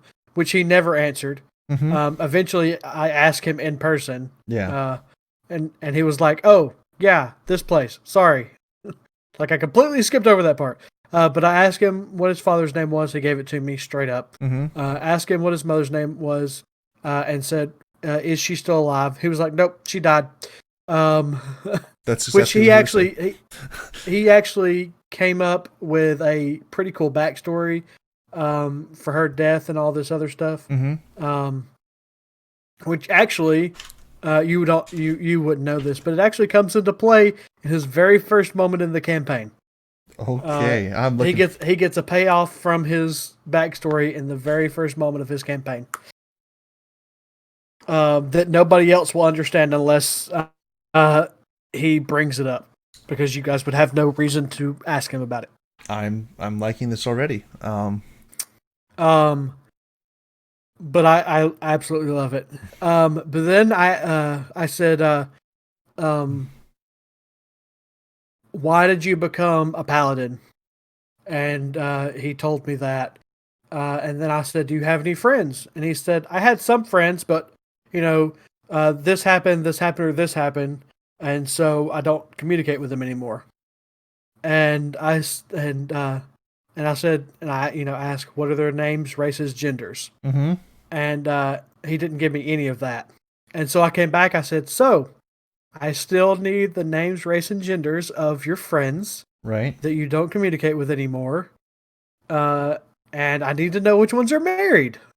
And he said, no, I'm not telling you that. I don't communicate with them anymore. I was like, I don't care if you don't communicate with them anymore. I need their names and all this. And he said, I'm not giving you their names. I said, then I'll make names up for them. And I will just tell you that these are those people. And he was like, fine. I'll jump through your hoops, Dungeon Master. Yeah. But he didn't want to give me anybody that I could toy with. He didn't want me to pull on those heartstrings. It's like, no, give me a list, dang it.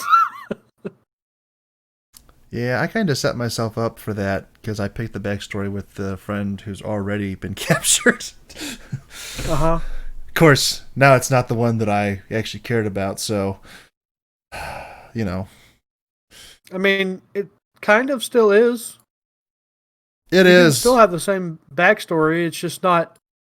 Every time I communicate with her in character, I'm just gonna have to have that picture of the satyr brought up, so I can... Oh man, that's a problem. Don't get too attached to your stories, kids. Eventually, the Dungeon Master crushes all dreams. I don't know if this is gonna work, but I'm gonna try it. I sent him this GIF. Oh, it's not going to automatically click up, so you probably just have to click it. Okay. It's got the little loading bar or little loading ring. It's not doing anything. That seemed like it was super effective. Oh, it's because it's trying to take you to my DMs. I don't want that. There we go. Copy the link. See. That one should work. Ah. Yeah, I sent him that. Ah, very good. Puppet on strings. Mm-hmm. I mean, a better. I'm not going to criticize your gift choice. That's. It was the only actual puppet on strings that I could find. I mean, you could have done Pinocchio. I'm sure that would have come up, or. Oh, I mean, I guess I could have, but that would have been. You could have also thrown. Yeah. You could have also thrown in Ultron, as he's saying, like a puppet's on strings. That was good. Fair point. Mm-hmm. There were better decisions that could have been made. I did not make them. You could have just sent him the picture of the rabbit with oh, that rabbit. I don't know where you're going with that. You know exactly where I'm going with that. The rabbit.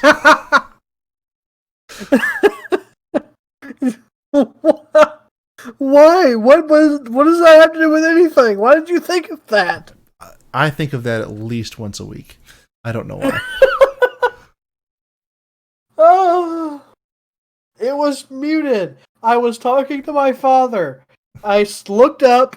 I saw it. What I saw. I'm just going to leave it at that. I'm about to break the family-friendly filter on my own. On my own Discord right now, because it just has to be brought back up again.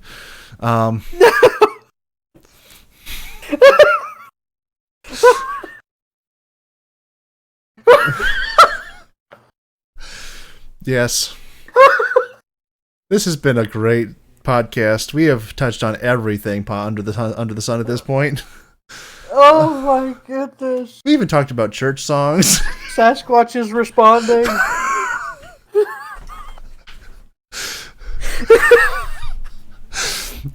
Some things just need to never die, and that's one of them.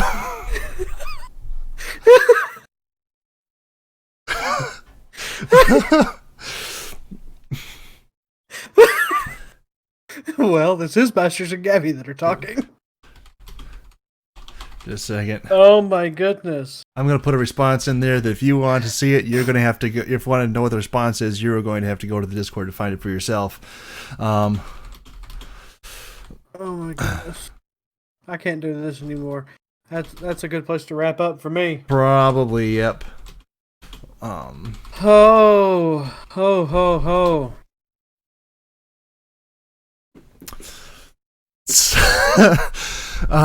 So yeah, let's wrap things up. It has been a fantastic podcast. At least I think so. We touched on just about everything. I don't know what we're going to talk about next week, but it'll be a mystery and surprise like it always is. We completely surpassed our podcast from last week. That's for sure. It wasn't hard. Last week was rough. Whatever you did this week, do that again next week. Think about going to bed at precisely at 6 o'clock and go, oh wait, I have to talk with Gabby in 2 hours. Well, let's not do depressing topics. How about that? You know, that was it was a thing. All right. That is also a topic that we may talk about sometime in the future, Halloween costumes.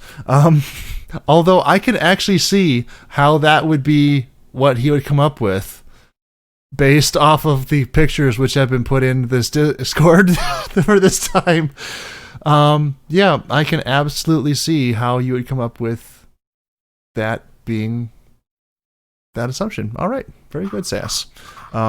You win the gold star. I appreciate your.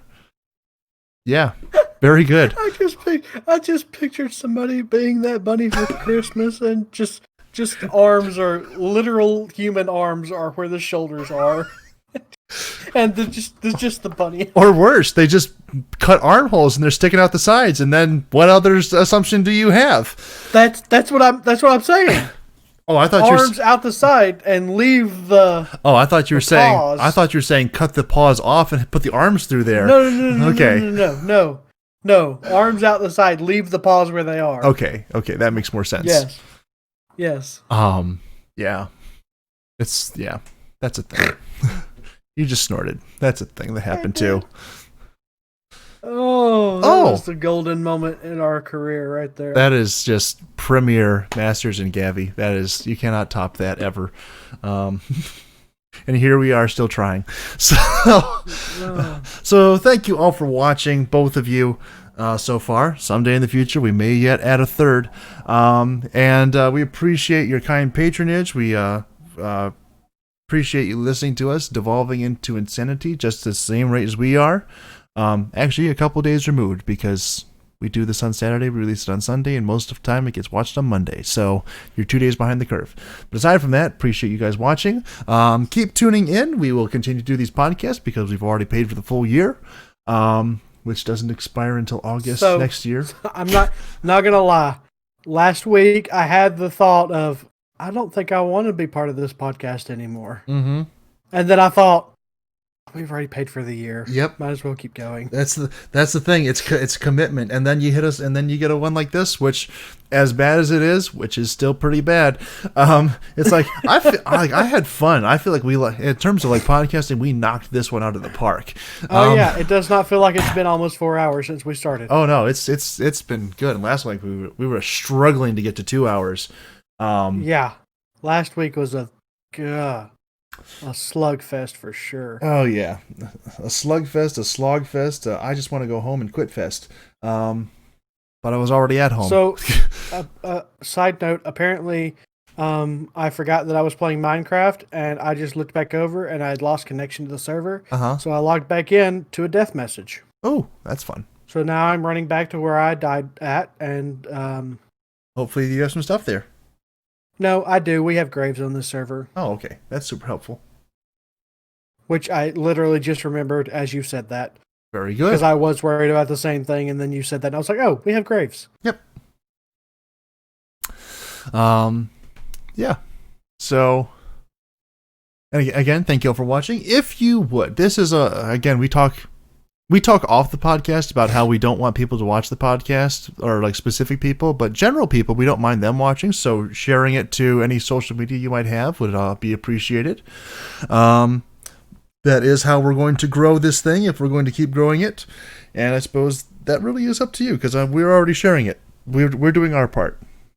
It's on every podcast platform that I can get it on. Okay, except for Pandora, because they're stupid and I don't want to deal with them. Like the list is long at this point. And that, so yeah, the excuses to not watch are dwindling. The chief excuse that it's just bad and you don't want to listen, that's always there. But I mean, otherwise, opportunity and availability is through the roof at this point. You're never going to get more opportunities and places to listen to this podcast than we have right now, because Pandora is stupid. I don't like their process. Also, Apple Music. Don't like them either. Screw them. All that being said, thank you for watching. We hope you enjoy it, and hope to hear from you, see your comments in the next one. And unless there's something else I'm missing, have a great night. Goodbye. Later.